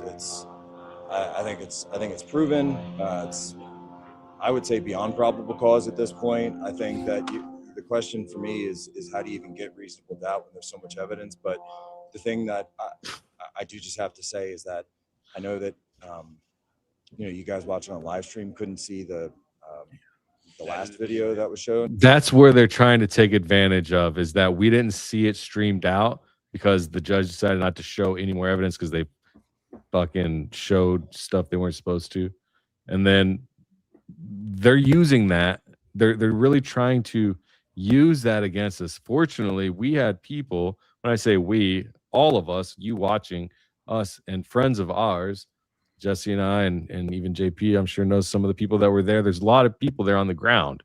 And fortunately for the decentralized investigation of the Charlie Kirk murder, we have people that we can trust on the ground with eyes and ears that report back. So we're not just listening to this asshole, this schmuck, tell us what he saw and that we have to take it as word. We actually have truth. Yep. And what I was talking about too in the video where I covered it was when you watch him describe it to Megyn Kelly, it's he tipped his hand on a thing. This is like one of those, I don't know, like kind of trade secrets that I've never told anybody about this prior. It's just one of those like things that I've always known. It's like, if I'm trying to figure out if someone's lying, this is usually a really big giveaway. And he did it so overtly that I was like, okay, I'm just going to tell everybody this, because if someone is being asked a question like this and they're lying, right? A lot of time, if it's like a smart person, if they're a smart person, they generally are used to knowing what they're talking about when they're speaking. And so if they're lying, that's the opposite of knowing what you're talking about. And so they'll feel uncomfortable while they're doing it. And so they will navigate the conversation into something that they definitely do know about, which is not exactly connected to the answer. And they'll accidentally talk too much over there. Then they'll come back to the lie. So and he did that so overtly where he's like, and as you know, Megyn, the reason you go into the prone position and the reason why you hold the line is so that you can, reduce the recoil of the rifle shot. It's like the question was whether you could see him take the shot. It's like, you know what I mean? That's the exact example of what I'm talking about. It's a dead giveaway almost every single time. And that's even, after knowing that it's completely illogical that they would have not shown it. Plus, the person testified that they did not have him taking the shot on video on day one. You know what I mean? You know, I think it's great that we have a new crop of useful idiots that we can recognize, because back during COVID, it's like, cool, they're on the news, but now like they're some of the people that we used to listen to a couple of years ago and trust, and they've been captured. So, you know, Jack Posobiec, Andrew Colvett, like they happen to be in lockstep on everything, both tweeting out after the Correspondents' Dinner shooting a couple months ago. This shows we need a ballroom. Cool. Thanks for identifying yourself. And now we see you still being a useful idiot. But yeah, I think the Benny Johnsons, like, I'm not really sugarcoating, I'm just naming names. But man, like these people, I just get angry. They should be ashamed of themselves. And they're so stupid, because once they're done being a useful idiot for the Trump admin, they're narrative protectors now, these low-life, soulless people. Like, cool, loyalty to Trump. They're getting paid in recognition, maybe money, but there's something more to it. They get access to the king. But well, they're part of that same Salem Media, the Time Magazine guy. Yeah. They're all connected, right? Yeah. And like, cool, like enjoy your few years of believing you're relevant. And once Trump's out of office, they'll probably latch on to someone else and try to survive. But I would just like to say that to them, enjoy the fact knowing that you have burnt the trust with your audience, and you are not a respected person by the masses anymore. Anyone who stops seeking truth and starts seeking something else instantly loses my respect. The beautiful part is it becomes so freaking obvious so fast. So anyway, shout out Jack Posobiec. I thought he did good in that clip. He's obviously had acting lessons from Erica Kirk's emotional coach, who takes things too far. But Jack like held it like, you know, within the guard. I haven't even. It was pretty good. I'll play a little bit more. I want to see the Megyn Kelly clip because I haven't seen it. I have a timestamp for that. I'll pull up after this. Let's see how emotional he gets. This is wild to see. He is pretty good. Well, it wasn't edited. It was zoomed in. I'm gonna run to the bathroom. I'll be back in 2 seconds. Yeah. The surveillance video off campus, and specifically the part of, you know, the Losi Center, the roof, and right there. Ooh. You see everything. You see everything. Oh my goodness. He climbs over. He assembles the gun. He runs over to the edge. You know, gets down in a prone position, and you see the time, and we all know the time. Thanks. I take back what I said. He did good on the emotional coaching. The first part of the clip, it's like, all right, you're doing Erica Kirk. Like, that does not look genuine whatsoever. If it was like, dude, I'm sorry, it sure as hell does not look genuine. Go back to acting school. Go back to acting school. Central casting on Central. And it was like so slow. Just watching those seconds, click, click, click, and then that's a psychological method to get you to kind of fall in line with the story that they're trying to tell you, to like snap your mind into the present moment of their story to make it sound interesting and feel powerful. Click, click, click. It's old storytellers. And then you see him take the shot, and he takes the shot, and then immediately runs. And we've seen that video already, but I knew we were going to watch that, but I wasn't prepared to see this side of what happened, because we've never seen it before. All right. It's not even that crazy. Barron showed it's like the blob. You can't see much. It's like just ridiculous, bro. Ridiculous. Let me go to this. I heard that this was worth kind of watching for like 2 or 3 minutes here. Where for the first time you saw this man walk in, or you saw his face in person as opposed to what we've all seen on the air? Describe that for us. So the way it was set up was that he was there prior to us coming in, and sitting in a light suit. Someone's got to turn the gain down on that microphone. Somebody's job needs to. There at the defendant's table, and seems small next to his legal team. And we were standing, and a few other people were standing.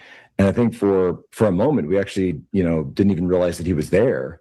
And then once we got situated, and again, there's so much security, you're being, asked to sit down, etc. And so we sit down and look over and realize that it's him.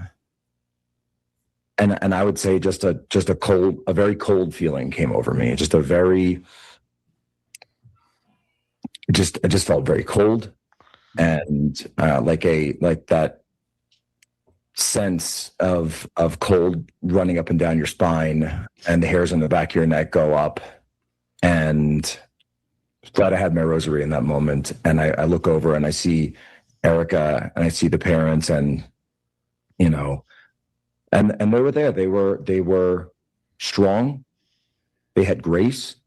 They did not flinch. That's a full believer in the Fed slop narrative, wholehearted. Yeah, he does believe it, but wait till when they ask him about the shot, because up until now, I don't think he's like lying. But when they ask him whether he saw the shot, then he's lying, and you'll see what I'm talking about. He's definitely selling. Yeah. And they sat down and had very stern looks on their faces. And it was very obvious that they wanted to see justice done for what happened to their son and husband. The reports were that he was seen laughing with counsel, that Erica burst out into tears before the proceeding began, but that he, Tyler Robinson, was seen at various points laughing at counsel table with his lawyers prior to things getting underway. Did you see any of that, Jack? Bro, Megan seems like she takes 2 steps forward and 3 steps back with me. Yeah, it's a little bit weird how she's been covering this now. I don't know, like, but she's like actually friends with the TPUSA people, and like that's the one thing that I will give people passes on, because I know I would be extremely conflicted on this too, is like, if you're friends with them and that you have the ability to either back them or not, and especially if, in that situation where you're like, Charlie, I'm sure she's 100% on it. Like, Charlie got killed. How can I help them? And I think she'd be very resistant to throwing any complexity into that for them if she has the ability. I would be, if I was close friends with someone, I wouldn't trust myself. I think it would be like, I'm so biased out of my friendship that controversy surrounding them, it'd be, it's out of friendship loyalty. I mean, just having him on her show right now, like, it's like she is aiding him in spreading propaganda. You know what I mean? But she also directly said, like, after a couple of days of this, she said, I think it's time now that, like, look, I just saw the video. Like, I remember after day 1 or day 2, and she's like, now that I've seen the video, like, everybody needs to relax. Like, this guy did it, and I was like, what? It was just very confusing to me. And then what bothered me is she said, I want to be there when they flip the switch, and I want them to kill him, and all this brutal stuff. She said that about Tyler Robinson? Oh, yes, bro. Absolutely. I mean, I would say that if it turns out he did shoot Charlie Kirk, I'll flip that switch on him in 2 seconds. I'd bury him under the prison alive. But you don't know he did it for sure. Yeah. Yeah, let me see if I can find that clip. It's I'll play this one in the meantime. Well, yeah, I can find where he I did, as a matter of fact. You want to see maybe around here? Let me see. Children, he knows he has a wife who loves him, And then when confronted with the family members whom he's devastated, he has the gall to yuck it up in front of them with his lawyers. There's something completely inhuman about this behavior. I couldn't agree more. It's inhuman behavior. It's unhuman behavior. And, you know, I was surprised too that no, you know, recognition of his own family that's been there in the room, his mother and father. And, you know, what we know that's come out is that it seemed like they did not have a particularly close relationship. I think he'd essentially been kind of thrown out of the house because of the lifestyle, and that's been in some of the reporting. And I'm sure we'll get more of that when Twiggs's testimony comes up, which we expect to come up either today or tomorrow. And but that being said, they are there. Yeah, I mean, I don't want to bore people to that. I was trying to find the Megyn Kelly clip that I was talking about, where she just lays in Megyn Kelly. Yeah, I'm trying to find the one, because like, you know, he's talking about watching the clip. He's like, you know, and you see that it's 12:22 and it just seemed like forever because I knew the shot's coming at 12:23 and I'm just hoping and praying that like that minute doesn't come because you know what's going to happen. It's like, shut up, guy. This happened a year ago and you're now getting to actually watch whether this happened. That's not how people interpret things like that. Okay. Like maybe if Charlie's your brother or something, but like, come on. It. Like that's, oh man, I found it. Sorry to interrupt. No. Yeah. Bro, listen to how this. The thing on Israel, like that's underlying this whole thing. Sorry. The thing on Israel, like that's the heck? I just found it. Tyler Robinson did this, she said. Right here. Tyler Robinson did this. It seems very clear. This was such a weird thing. This was so long ago. This was like in December or something. To me, my only hope is that I can be there in the room when they flip the switch and take his life. I want him dead. I want the death penalty handed down against him and anyone who helped him. And I will be gleeful on the day it is carried out. Oh, I you know what? So you're saying that happened in December? Something like that, yeah. So she probably maybe, I don't know. She probably had a conversation with TPUSA people who she's friends with, and they shared with her what they've been told. And that I can understand why she would have been that confident that he actually did do it. Because if he did do it, I don't feel any different than that. You know, like it's not like, yeah, I thought that she said that like this week. And I'm like, what trial was she watching? The way that she's acting now on this same interview I was just showing with Jack Posobiec, she's pulling the same strings of he's a sick animal. Tyler Robinson is not human. He's laughing and can't face his whatever, all of this stuff.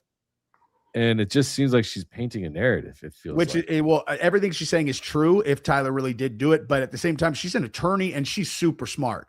So like the second that you hear that the star witness has his DNA on every single piece of evidence, he also has no alibi aside from I slept until 1 p.m. He has access to every single one of the devices that the confessions happened on. You find out during the trial that text conversation that's like, oh my goodness, love of my life, Mary golly gee, when am I going to see you again? He's like, oh, well, after I get done picking up the rifle, which I used to kill Charlie Kirk because I could not negotiate with his help, with his hatred. And do you remember when I was engraving the bullets I used to kill Charlie? It's like, get the fuck out of here, man. But like that conversation happened at midnight. You're like, midnight? It came out those. So like, which is more likely that Tyler Robinson was still outside that park waiting to pick up his rifle hours after the feds got it, or that Lance Twiggs stole his phone and then cooked the text, you know? And that's, again, not even including what I actually think happened. This is just like in this timeline, like it's way more likely that Lance Twiggs stole his phone and did it, or Lance Twiggs went on the Discord and was like, because Barron, I'm pretty sure Barron has proved that the Discord confession came after he was in custody. Yeah, it was at least an hour and a half after Robinson was in custody, that the Discord message came out, according to what Barron has uncovered. Yep. I'm curious, quick thought from you guys. Last week, Andrew Colvett, when the trial starts, Andrew Colvett came out and said, I've got some questions. Did y'all see that video? Which it's not worth watching here. You just want to gouge your eyes out seeing Andrew Colvett. What did he say? No, I didn't. He wants to know if Twiggs was involved finally. Yeah, he does? It's the first time Andrew Colvett, prime narrative protector of the official narrative of Charlie Kirk stuff. Once the trial starts, for the first time in 9-10 months, Andrew Colvett all of a sudden has questions about what happened to Charlie that aren't covered by the really thorough official narrative. So, I mean, just Jesse, you saw it, hot take. Where do you think Andrew was coming from? Was that authentic or just full of crap? I think it's well, I think at this point scripted, although I don't know how long ago it was scripted. Honestly, like my gut, because I think it's so obvious where the story is going and that this is going to ultimately get put on Lance Twiggs and then it's going to be like, there's going to be a oh my gosh, he really did frame him. Yeah. Because it's so on the nose and it's so obvious. And the fact that all of them are like acting like they can't see it. And this is like I have to come up with this. Like I'm some seasoned murder investigator or something. It's like no alibi, history of violence, supposedly stabbed his grandparents or whatever. Like his word is literally the only thing you're going on aside from these digital things that he had access to.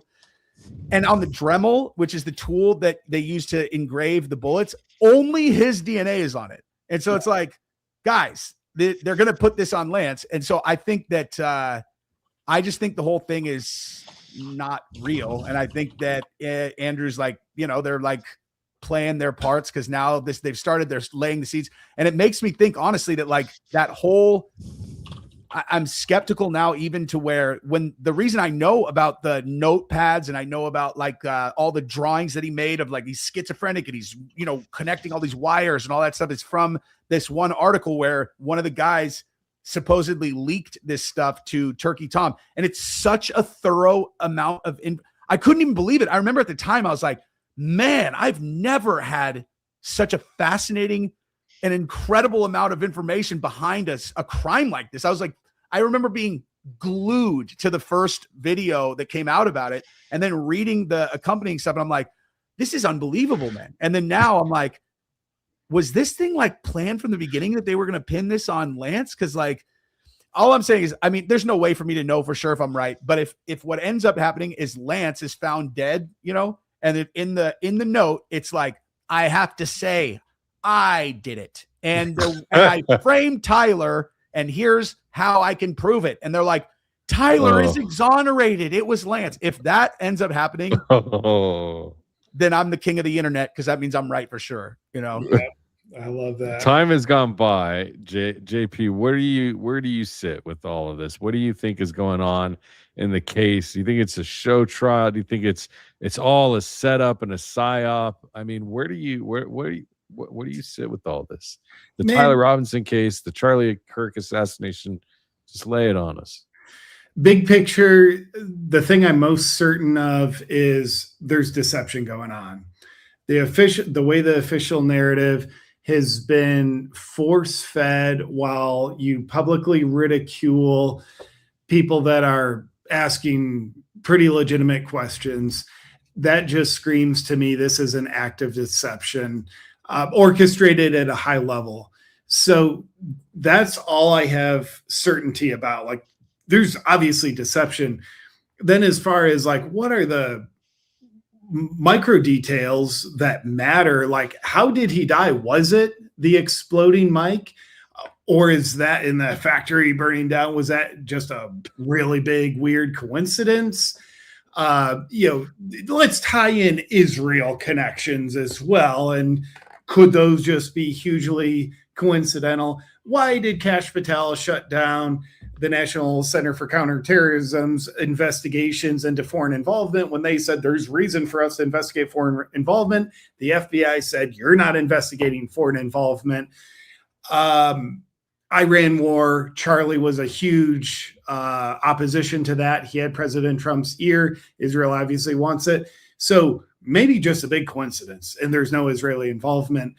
But I know there's deception because I trust my senses, and I am very suspicious of Israeli involvement.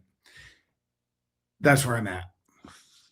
You know, the one thing that I like, so I was like Nate and I talk about this, you know, because obviously me and Nate don't agree on this at all, but we talk about it all the time.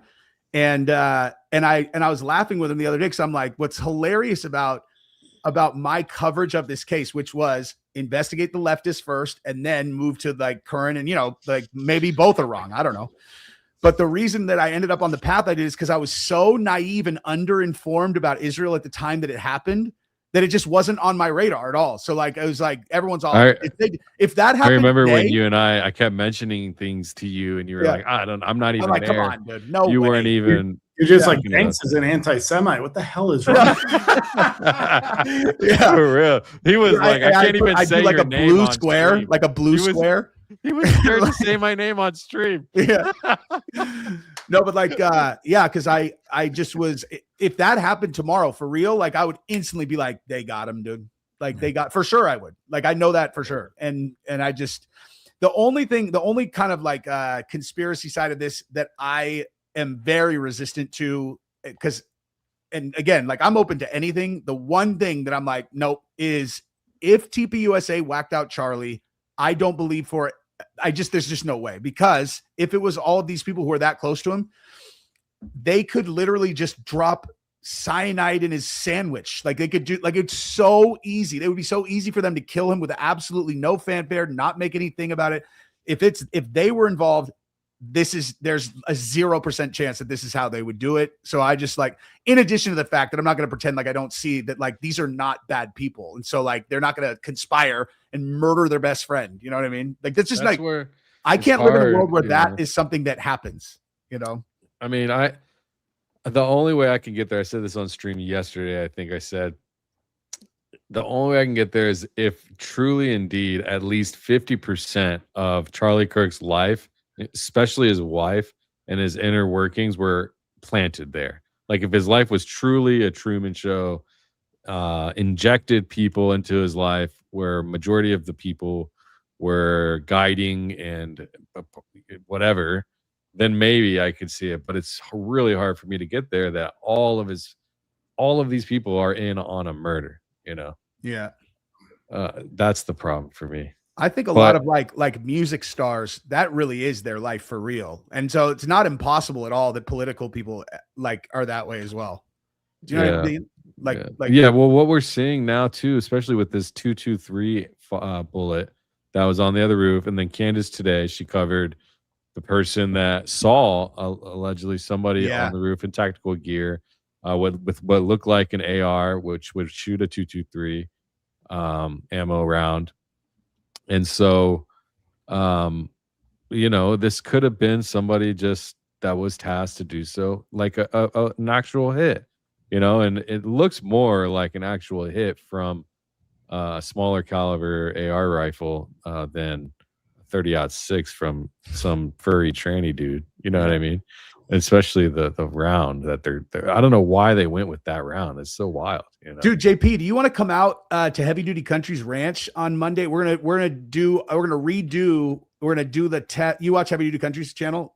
Like I've seen some of their stuff. Yeah. So we're gonna go out on Monday and we're gonna test because we did all the tests with the 30-06, and then now we're gonna do it with 223 since they found a 223 round. No kidding. Is that where's their ranch? Or it's I drive there. I don't want to dox them, but it's an hour from you probably. Okay, I'll text you. Okay. I would love to. So let me see if I can make that work. That'd be awesome. Yeah, it'd be fun. Yeah, you guys had a blast last time. Yeah, and Valhalla shot his today. He filmed his. Oh, he did. Yeah. What happened? I mean, I guess we'll see what happens. We'll see. He's got his own Yeah. ranch now, so it's not fair. He's like, he's showing us, he has like, one of those like tree cutter things that like, those big gigantic things that like people stand on and they go up like that. So he's got, Oh yeah, he yeah. can like make his perch as high as he wants, Like a boom truck, I believe they're called. Yeah. So with his, Good. it's going to be like really, really impressive surgical, like testing. And with me and Dan, we're going to be like, the white trash. Or I don't know. Whatever. It's going to be Trailer super fun, Park though, Boys and we're definitely version. going to shoot a lot of stuff with bones and, well, it'll be good. It's going to be fun. So where we're at with this trial so far, I think this probable cause thing, I think that the bar is too low to put a man on trial for their life, but here we are. Do you at all, like, I'm not a lawyer, but I mean, it does, I guess we have probable cause, it looks like, huh? So do you guys think that we're going to go through and actually go to trial? Do you think we'll actually even make it to trial? What are your thoughts on what will happen? Like, JP, do you think Tyler is going to survive, for that matter? I mean, where do you think that we're going to go through to trial? What have you seen from this week from everybody, all sides? Do you think that we're going to get to trial, I guess? Yeah, honestly, dude, I'd love to have a cut and dry opinion because it's just more entertaining for people to listen to. I don't know. I'm so ignorant of like the legal perspectives and what's legitimately required to go to the next step of due process. So I don't know. I'll just throw this in there. If Tyler Robinson did it, and let's just say he wasn't a lone gunman, there were some people working with them, setting them up, on the off chance. The off chance. On the off chance that was the case, I would imagine Tyler Robinson would contract a case of Jeffrey Epstein syndrome, and that would be the end of him. Yeah. I don't know. I don't know. I don't feel super confident that I know what like enough kind of evidence to justify a trial is, but I would imagine that this probably meets the threshold. I personally I feel, again, I'm not saying I'm like a genius or a defense attorney or whatever, but I feel pretty confident that I would annihilate this case if I was his defense attorney with one strategy, which is just to say Lance did it. And then do every single thing and just go, could Lance have done it? Could Lance have done it? And if the answer is yes, then which of them is more likely to have done it based solely off of their background? This one has attacked a person with a knife. This guy got kicked out or whatever. This guy had absolutely no background or whatever. And then that feels like reasonable doubt. But again, that's just like lawyer, if I actually thought he was involved and they both did it, I would never defend him. But I think they probably have enough to go to trial, and I have no idea what's going to happen. I mean, like I said, if I had to bet, I think we're talking something super weird, like, and then a note or something. I don't know. But it like the thought of if those guys did it, or if there is any scenario where Charlie was killed by fill in the blank, and I argued against that, I would have a huge like that would hurt me internally to think about later. You know what I mean? Yeah, that's why you wouldn't be a good lawyer. Too much of a conscience. Dank's curious. You have a hot take opinion where this might go? I think that they're going to take it to court. I think that the judge is going to rule. I think that I've done some research on political trials, show trials, media-driven trials, and what happens a lot of times is the judge in charge of the case, the attorneys, they all become overly invested, and so they feel pressure from not only the media and all that, and the people in their lives, and just everyday regular stuff in their life. But then the people that are being paid up top to have a certain thing go a certain direction. So they're feeling pressure from all these different places. So I think that they're going to feel pressure to somehow make it plausible to go into trial. And then the problem that the prosecutors did, I think, is they overcharged Tyler based on the evidence that they have. And it's a very common thing for the trial to become a quagmire, for lack of a better word, maybe, because of the overcharge compared to the evidence brought for that charge. And a lot of times what happens is the person goes free. But if you look at overcharged, like what do you think he should have been charged with based on the evidence? Based on the evidence, you might be able to put something like, you know, conspiracy or something like that, but you don't have him pulling the trigger. You can't put him on capital murder for something that you can't prove. And sometimes these overcharged scenarios without bulletproof evidence, no pun intended, will end up in either a mistrial or some low, like it happened with Diddy.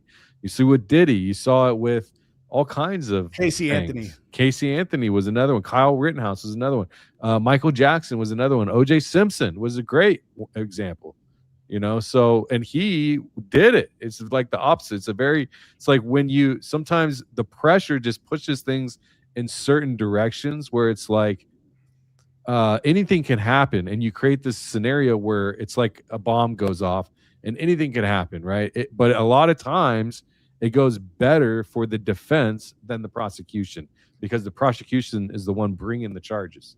So I think that there's a chance it could all change significantly, whether Lance Twiggs is more involved and it somehow comes out in trial, or something, or someone dies, Lance Twiggs disappears, Tyler Robinson, I don't know. But I think that the overcharge at the end of it will make a mistake for whatever happens at the end of the trial. Something will be not what they want, and it's because they overcharged. I can almost guarantee that, if we make it all the way through to trial. That's interesting. I never thought of that. Yeah. So relative to the overcharge, in theory, he could be not guilty. Doesn't mean he didn't do it. Means he didn't do those exact charges. They can't prove those exact ones. Yeah. Like I was going to say, because when I asked what you were going to say for the, what should they have charged him?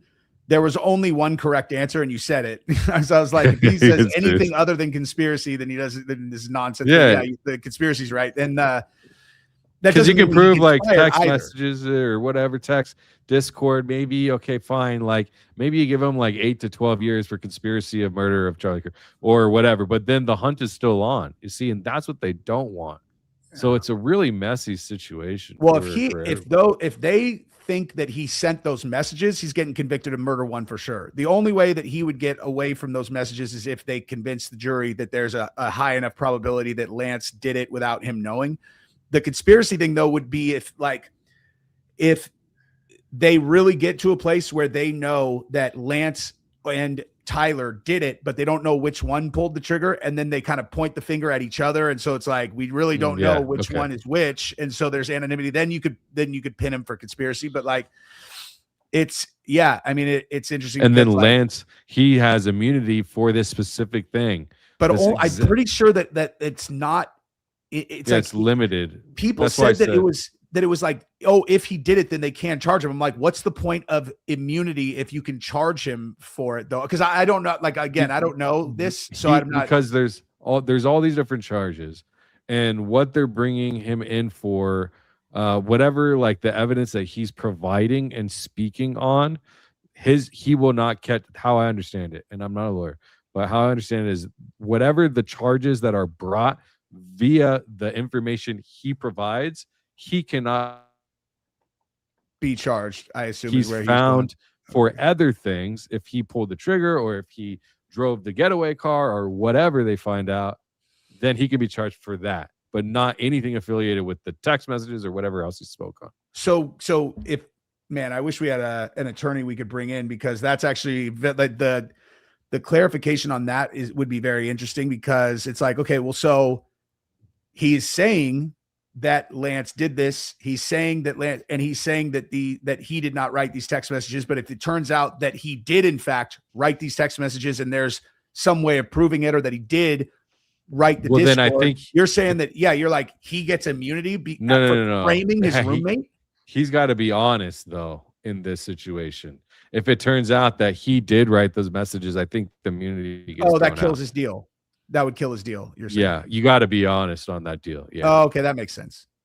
And there's probably a lawyer listening to us. It's like fucking idiots.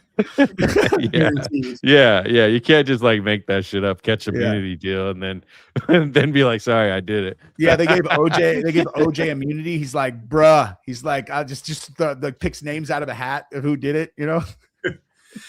Side note, very important question: is Lance Twiggs dressing as a boy? He appeared to be in his testimony. He has really long hair, but he's pretty boyish. Wow, why is he betraying himself? Because my understanding is he's truly a woman.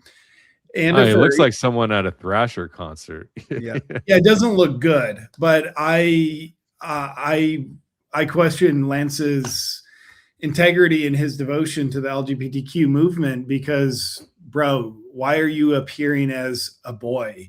Live your truth.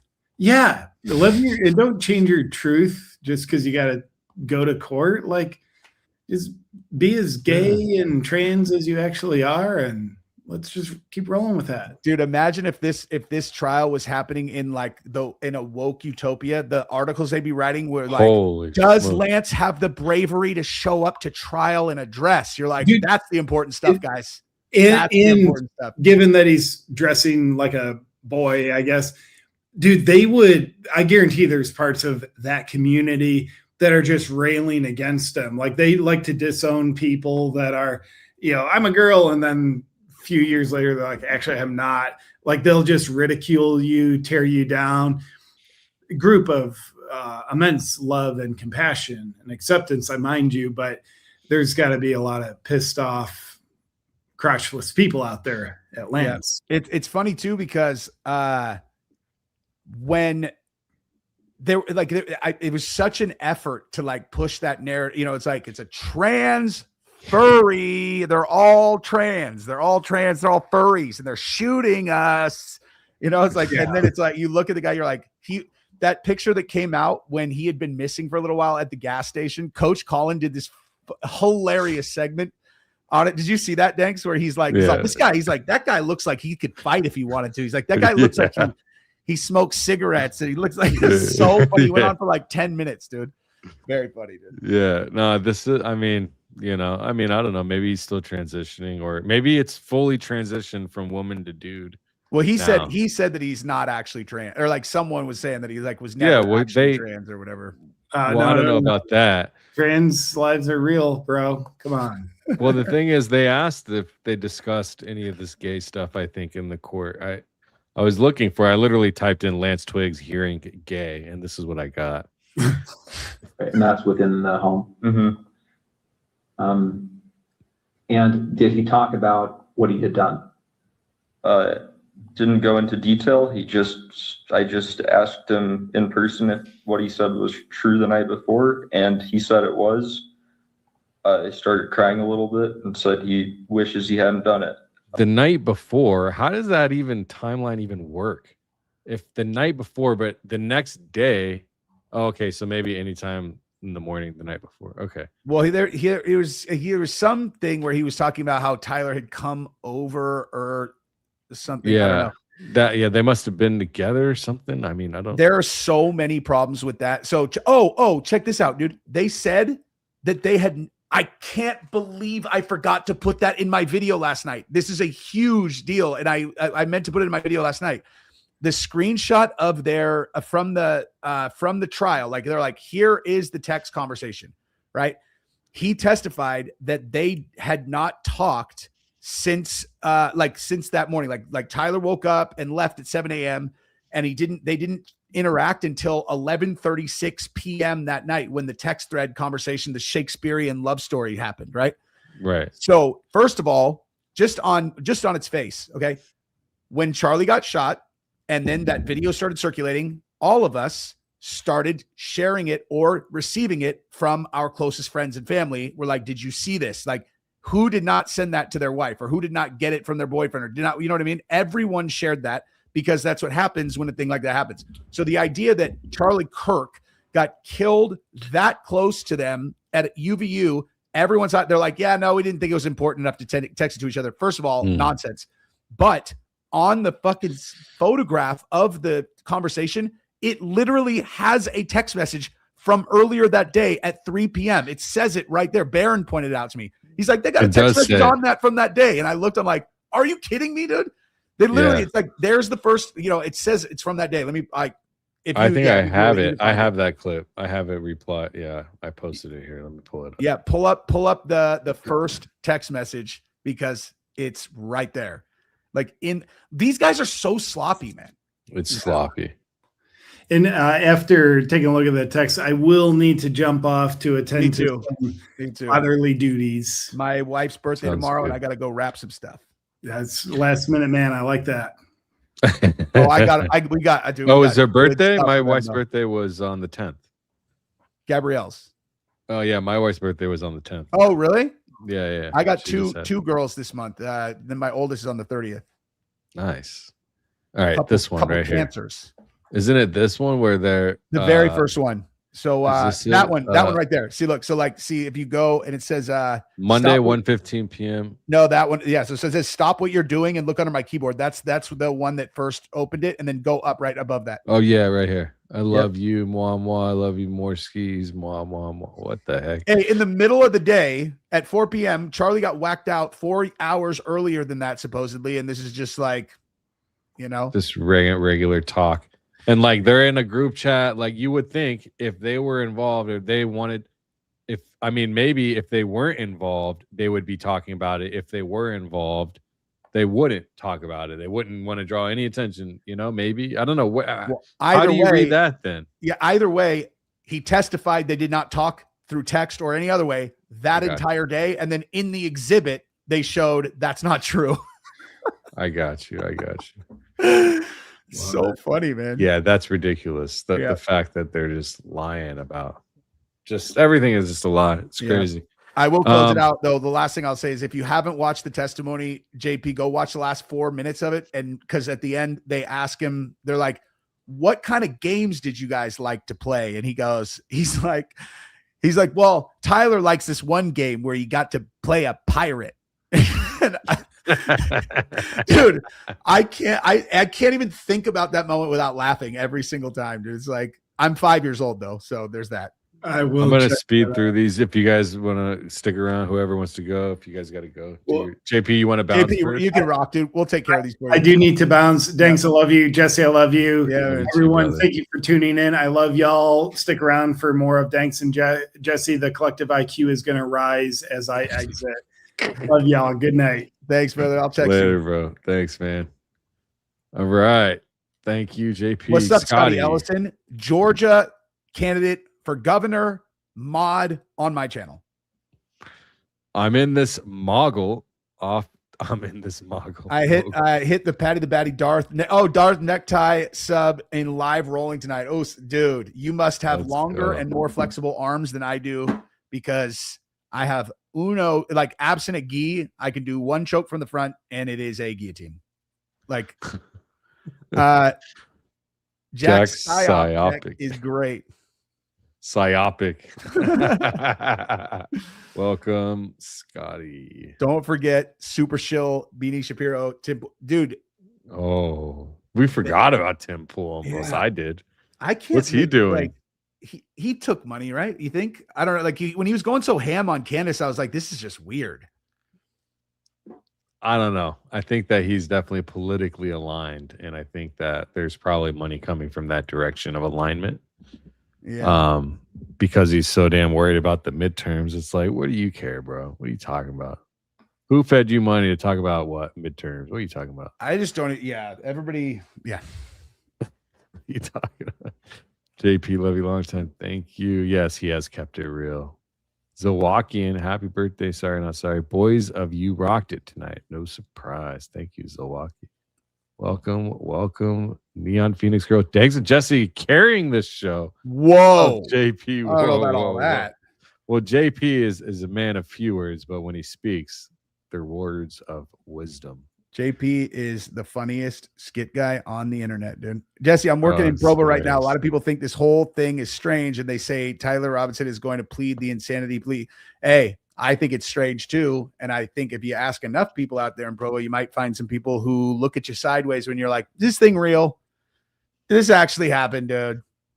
You know, but they won't ever admit it because people out there are rock solid in the event that they're on the inside of things. But you've talked about like the whole community being in on something. If I wouldn't have spent time, like I lived out there for a year, that part of it would have been a huge hurdle for me to get over, where it's like, man, but like if it, there would have to be people involved out there too. Like, but once I knew that, and again, there's no way for me to know for sure. And I volunteered myself to TV USA and all of them, like, dude, if you just never want me to say this again, throw it out. I think of myself as helping you guys because people think you killed Charlie, which I obviously know you didn't. But yeah, anyway, but yeah, so like when I found out that those guys came from Utah and were LDS, I was like, oh, because if you're influential, especially if you're from Utah and you're from an influential family that's in the church, like, listen, like those guys, and not in a bad way, it's just a very tight community that takes care of its own, and they do what they say out there. I've talked about that. Communities, that's how it should be. And there's a lot of communities like that. You know, there's church communities, there's Alcoholics Anonymous communities, there's all kinds of little niches and communities where everyone's got each other's back. I think that's important. A lot of America is missing that today, actually. Yes. Where like we don't even know our neighbors. You know what I mean? It's crazy. Like when I was a kid, it's very different. I like groups that have like specific principles and things that they say that they do as a group, as a collective, and they do it. Like they really actually do it. You know, like out there, if you live in Provo and they're the church, like if they say they don't drink coffee, like they don't drink coffee. They don't drink alcohol. They don't have sex before they're married. They don't do any of that stuff. And it's like, they really don't. So it's like, that's why I have so much respect for that group out there, because they say it and then they live it. And that's it's a characteristic that's very, very rare and very, very impressive. I want to go to one of those soda drive-thrus they got out there. Dude, every single thing has a drive-thru because everyone has kids. My wife loved that part, dude. That's cool. Yeah, soda drive-thru would be dope. Shauna, $5. Smash the like, share, subscribe. Whoa, look at that emoji. Shauna, thank you very much. It's free for you to turn on. It helps channel grow. Thank you. Thank you. Ethan Golf. The Twigs thing is to obfuscate from the inside job. Or yeah, I mean, I look at this now and I wonder, I mean, again, maybe Twigs whacked him out. Maybe Tyler whacked him out. Maybe it's not real, maybe whatever. But in the event that it's not real, I wonder how much was planned in advance versus like, oh, 223 on the other roof, huh? Like, was that a reaction to the fact that you guys fucked up and used a 30-06 for the drop gun? Because you know what I mean? It's like, how much of this is like in reaction to mistakes that they made, you know? Dude, how can I not even think about that? Jesus, are you saying you need me to do that one? I'm too easy. No, dude, it's just, I don't know. Like, again, just if you operate from the perspective that it's not real, then it answers literally every single question, every single one.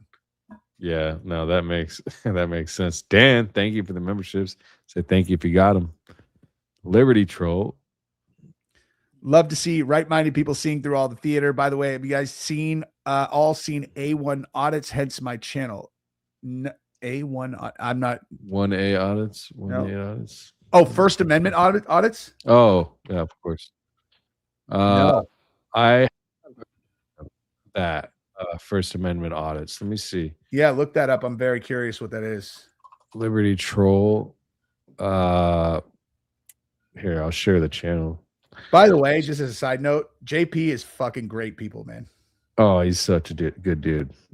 This is Liberty Troll. 118,000 subs. You got another one.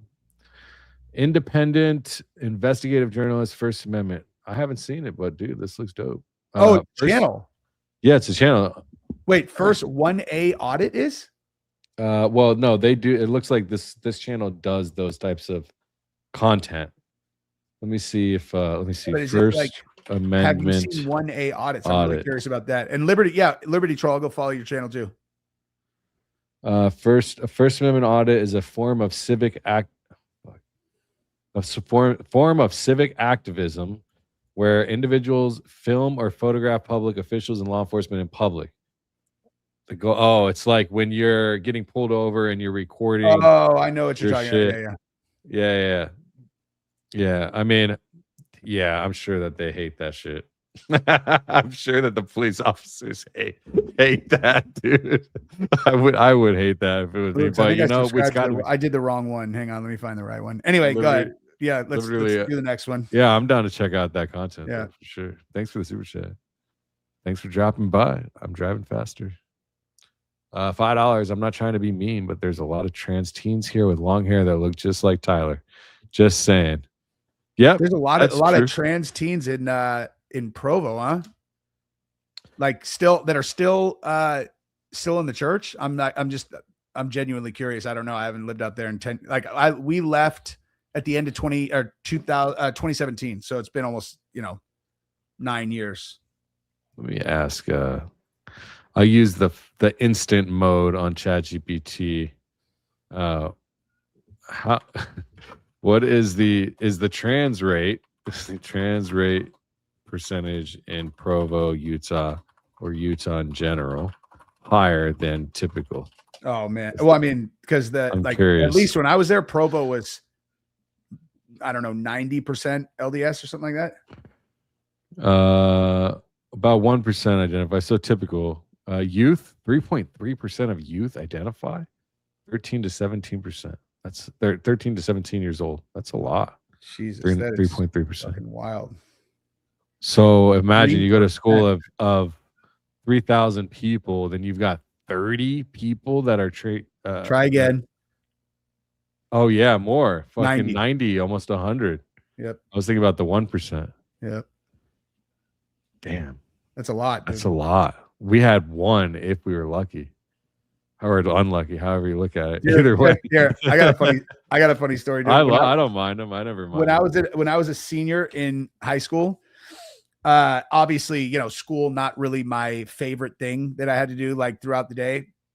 So I was in this class and we had this end of the year project. Basically, like your entire grade was based on this end of the year project that we got to break out into groups and then do whatever. And I had like some of my friends were in this group, and all I cared about was that I got into a group with my buddy Trevor. Whatever. It was a couple of my friends, right? So we got to go in order and then sign our names up like under the category that we were going to be in. We like drew numbers. So I went before my friends, and this is literally the extent of my analysis of where I was putting my name. Is I was like, oh, there's a category that has no one in it. So I went up and I just put my name on it, went back to my seat, and I was like, hell yeah. My friend Aaron went to a different group, and I was like, the fuck? And then my other buddy went up and went to a different group, and I'm like, the fuck? And and I look, and then these people start, and it was fucking gay, lesbian issues in teens or whatever. I literally didn't see it. All I saw was that no one had signed up. So I thought me and my friends could do it, And so I ended up the lone like dick fuck like me on this in this group with these three like two of the chicks came out when we did our fucking our presentation. And so I jimmied my way into an A in that class by literally just being a complete and total idiot that didn't even look and see what I was signing up for. So that was one of the most unintentionally brilliant moves of my, because like I don't care. Like, oh yeah, hey dude, I'm in the gay group, dude. I must be gay. Free A. I did no work on that project at all. Gangster. K-Nate, $4.99. Guy shoots then runs. Any of the 4K video shows say WTF Tyler Robinson did with the rifle?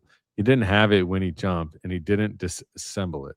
And he also, when the guy kneels and then stands up, if you watch that close, if you're something that's that heavy, right, long and heavy, like you're going to have to, first of all, if you're in prone, you're going to have to use one of your hands to help you get yourself up.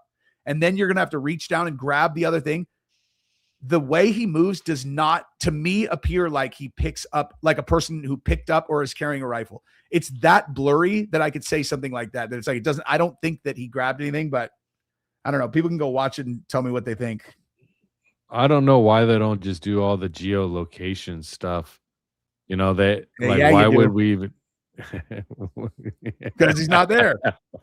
Because he's not there. Became a member. Double D Delaney. Welcome. Stephanie. Hey, that's true. Because if these text messages are him, they should be able to fucking position him like right there. That shouldn't be challenging.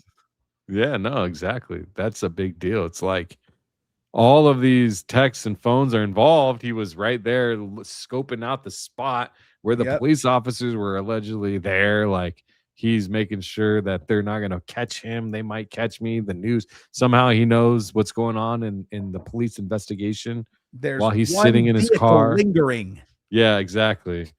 So it's like, okay, so then you should just show the metadata on the phone. You know, I mean, it shouldn't be that hard.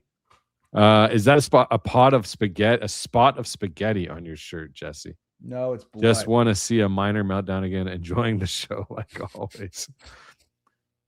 For a second, I thought that was the picture of Lance Twiggs that they were pushing around. This right here? But no, I saw.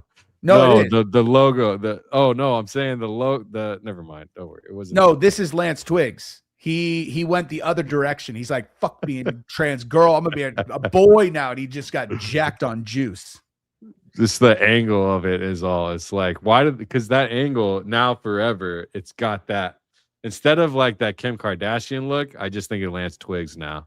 You know? Lance Twiggs. I'm gonna do a rebrand before I set up my new studio, and I haven't decided which way I'm going. Because I just feel like if Ben Shapiro is saying my name on his show, maybe, a dude with his shirt off flexing is like, maybe like I could probably update that, dude. This was my logo when I was like, I am going to comment on dudes kicking people's teeth in and try to sound smart. It's like that was a little bit more on brand then. No shade at you, Stephanie. I was just talking about the angle. You look beautiful. Beautiful. Of course she does. Insanity at its finest. 369 member for 4 months. Welcome. Dale dropping in with the members for 5 months. Big love, homie. Thanks. 5 months, my guy. Jesse, now we have you cornered. Please give us something about the Palm Beach Pete Steen interview. What was the question? You're killing me. Thanks. I just sent you. Did you send me? I sent it. I shared it with you. I uploaded them to that file, and then I shared the file with you literally like 4 hours ago. Okay. Yeah. He sent me the video. I'm going to edit it. I'll start working on it tonight. I'll try to have it done by tomorrow or the next day. Thank you, Dale. Love you. Michelle Bells, I think TPUSA and crew were told they were staging an assassination for Charlie's safety, but they killed him anyway. That's why they are going along with it. Michelle Bells, 1399. But why aren't they sad, though, if that happened? Crew were told they were staging assassination. Oh, is that supposed to be assassination for Charlie's safety? But they killed him anyways. Oh, Michelle's halfway there. This is the halfway there point, and at a certain point, it's going to start to like she's already halfway there. Then at a certain point, she's going to see something. She's going to go, "No, I think this might actually be fake." It's like it's a process. It's a process. Yeah. But you'll always question yourself a little bit because it's so insane. XJTech. Sup, fuckers? What's up, James? What's up, dog? That's James, dude. The James that I oh, that's homie. Yeah. That's homie. Yeah. Dude, I feel bad. I've been so busy. It's like, dude, holy shit. I wish that's all right. James gets, dude, late at night. James will blow us up, dude. Like James is my boy. Then like I'll wake up sometimes. He's fucking hit me hard on the text. His ideas are rolling too. Yeah. I love it. Yeah, I know the feeling. I don't know if you saw Senate blocked NDAA merger with Israel. That's what I heard today nice. from Danny Tobia. That's what I've been hearing. Another one of my peeps. Love to hear it. It's getting way too close for comfort. I'm driving faster. $10. I think Ben is public enemy number 1. He now later says his security team was in contact with Charlie Kirk because his number may come up, so he's covering his own tracks. Ooh. Like, you think Ben killed Charlie? Well, no, Ben admitted, you saw that, right? Ben Shapiro said that he was texting with Charlie Kirk's security team when they got him in the car to go to the hospital in the SUV. Yeah, of course, because he's like, hey, he's dead, right? Like we planned. Yeah, exactly. Like we planned.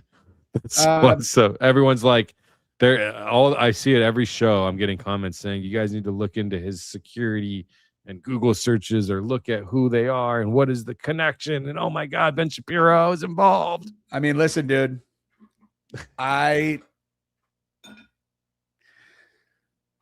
me think about how I would word this. I hope that he is not capable of that because he now officially knows my name and I make fun of him a lot. So I'm just joking around, Ben. I'm just joking around. Yeah, Ben, I don't want him riding in on that horse to my house. Why is Charlie Kirk's parents so quiet? That's a great one. I mean, if your son faked his death, what would you have to say? I'm just kidding. I don't think that he did. I mean, if your son died, but that's the expression we would expect is what they're doing. Yeah. Not the alternative is what Erica's been doing. That's what's rubbing everyone the wrong way. If she just did what Charlie's parents did, she'd be fine. But she didn't. It took the time to build her up properly for the big reveal. Oh man, they could have trotted her out on a fucking golden horse with a fucking throne and all that shit. There couldn't have been enough fireworks if they would have taken their time with it. For real. Yeah. Yeah. They would have looked like the 4th of July for a whole year. Every time we would have been happy to do it. Anywhere. Yeah. She gets out of the car to go like get a stamp at the post office. They could have had him on, and people have been like, God damn, that bitch has got it going on, dude. She's the baddest bitch alive. Yeah. Her husband got killed. She runs TPUSA. Like if they know it too. That's the sad part. For sure. I know they've seen me talk about that too. Like I know the first time any of them saw me talk about that, they must have been like, fuck, he's right, dude. That's where we blew it. But like it's like so yesterday, or actually today, I saw Z from Unfuck America tour talking, like she posted something on X about how Blake Neff and her got into it in that Spaces thing. And she's like, Blake Neff said that Erica Kirk had been harassed more than Sandy Hook parents. And like she went all ham in the paint or whatever. Of course, she didn't play the clip of Blake actually saying that. So I don't believe that that's what he said, in the first place.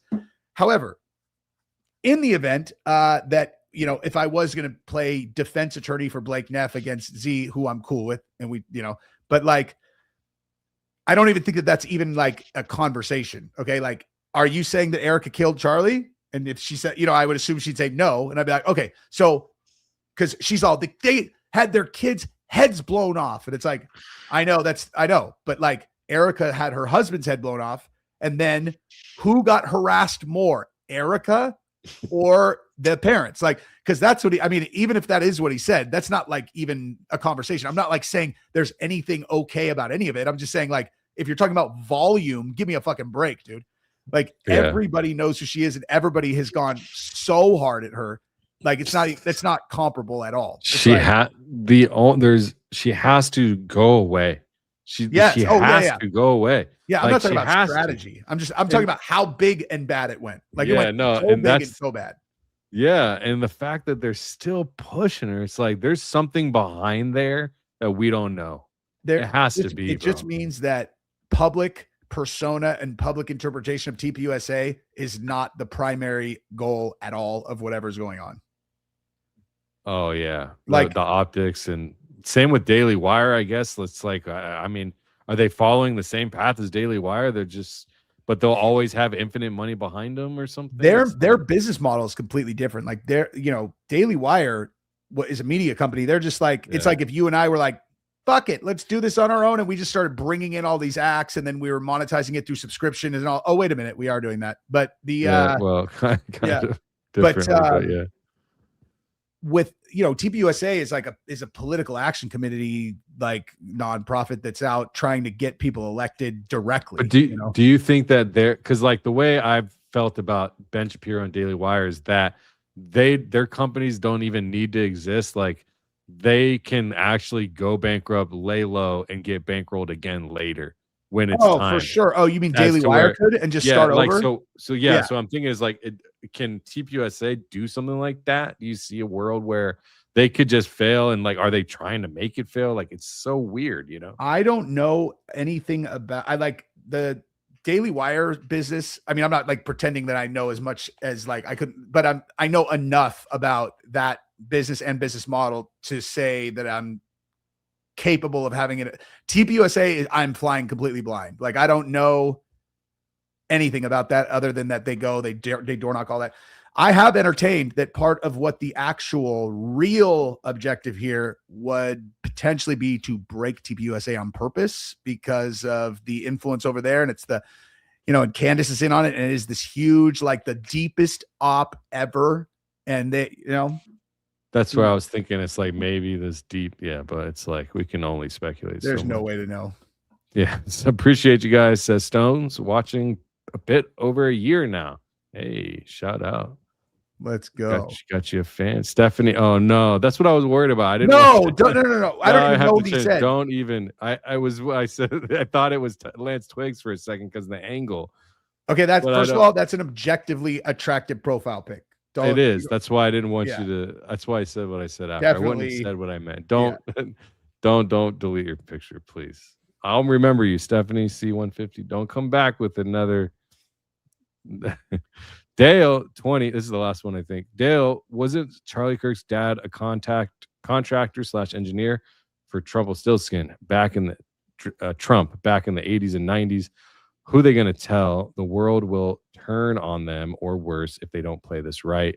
Watch mom cringe at Donald Trump. DJ T at White House. Dad is owned. I have no idea about that.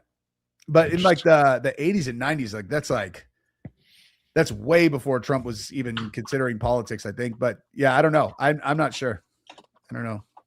Let's ask. Let's see what everyone's talking about this chat GPT. I am pretty sure that Erica's dad really did start whatever that was. Oh, look at Dale swinging. Yes, an important distinction. Oh, he's an architect. Architect, not a Trump organization executive. Multiple biographical sources state that he worked on the Trump Tower project in New York during his architecture career. Charlie himself has also described his father as being involved with Trump Tower. What is supported? Robert Kirk was an architect, was involved in the construction and design of Trump Tower in Manhattan. Charlie Kirk has publicly referenced his father's role in that project. Interesting. That's interesting. I don't know what it means, but the world is built on relationships. Hey. Well, brother, thanks for doing this. Yeah, it was man. a great one. You too. I'm gonna be completely out of commission tomorrow because it's Gabrielle's birthday. Unless Gabrielle has some drinks and she wants to stream, in which case I'll be on. But enjoy. Thanks, man. Happy birthday Appreciate to her. You guys. Yeah. Tomorrow I'm live with that Anna Escobar. We're going to be talking about the Google searches that she uncovered on Stu Peters. So catch us tomorrow, 11:30 a.m. All right. In specific time. Later, All right, guys. Later. Peace.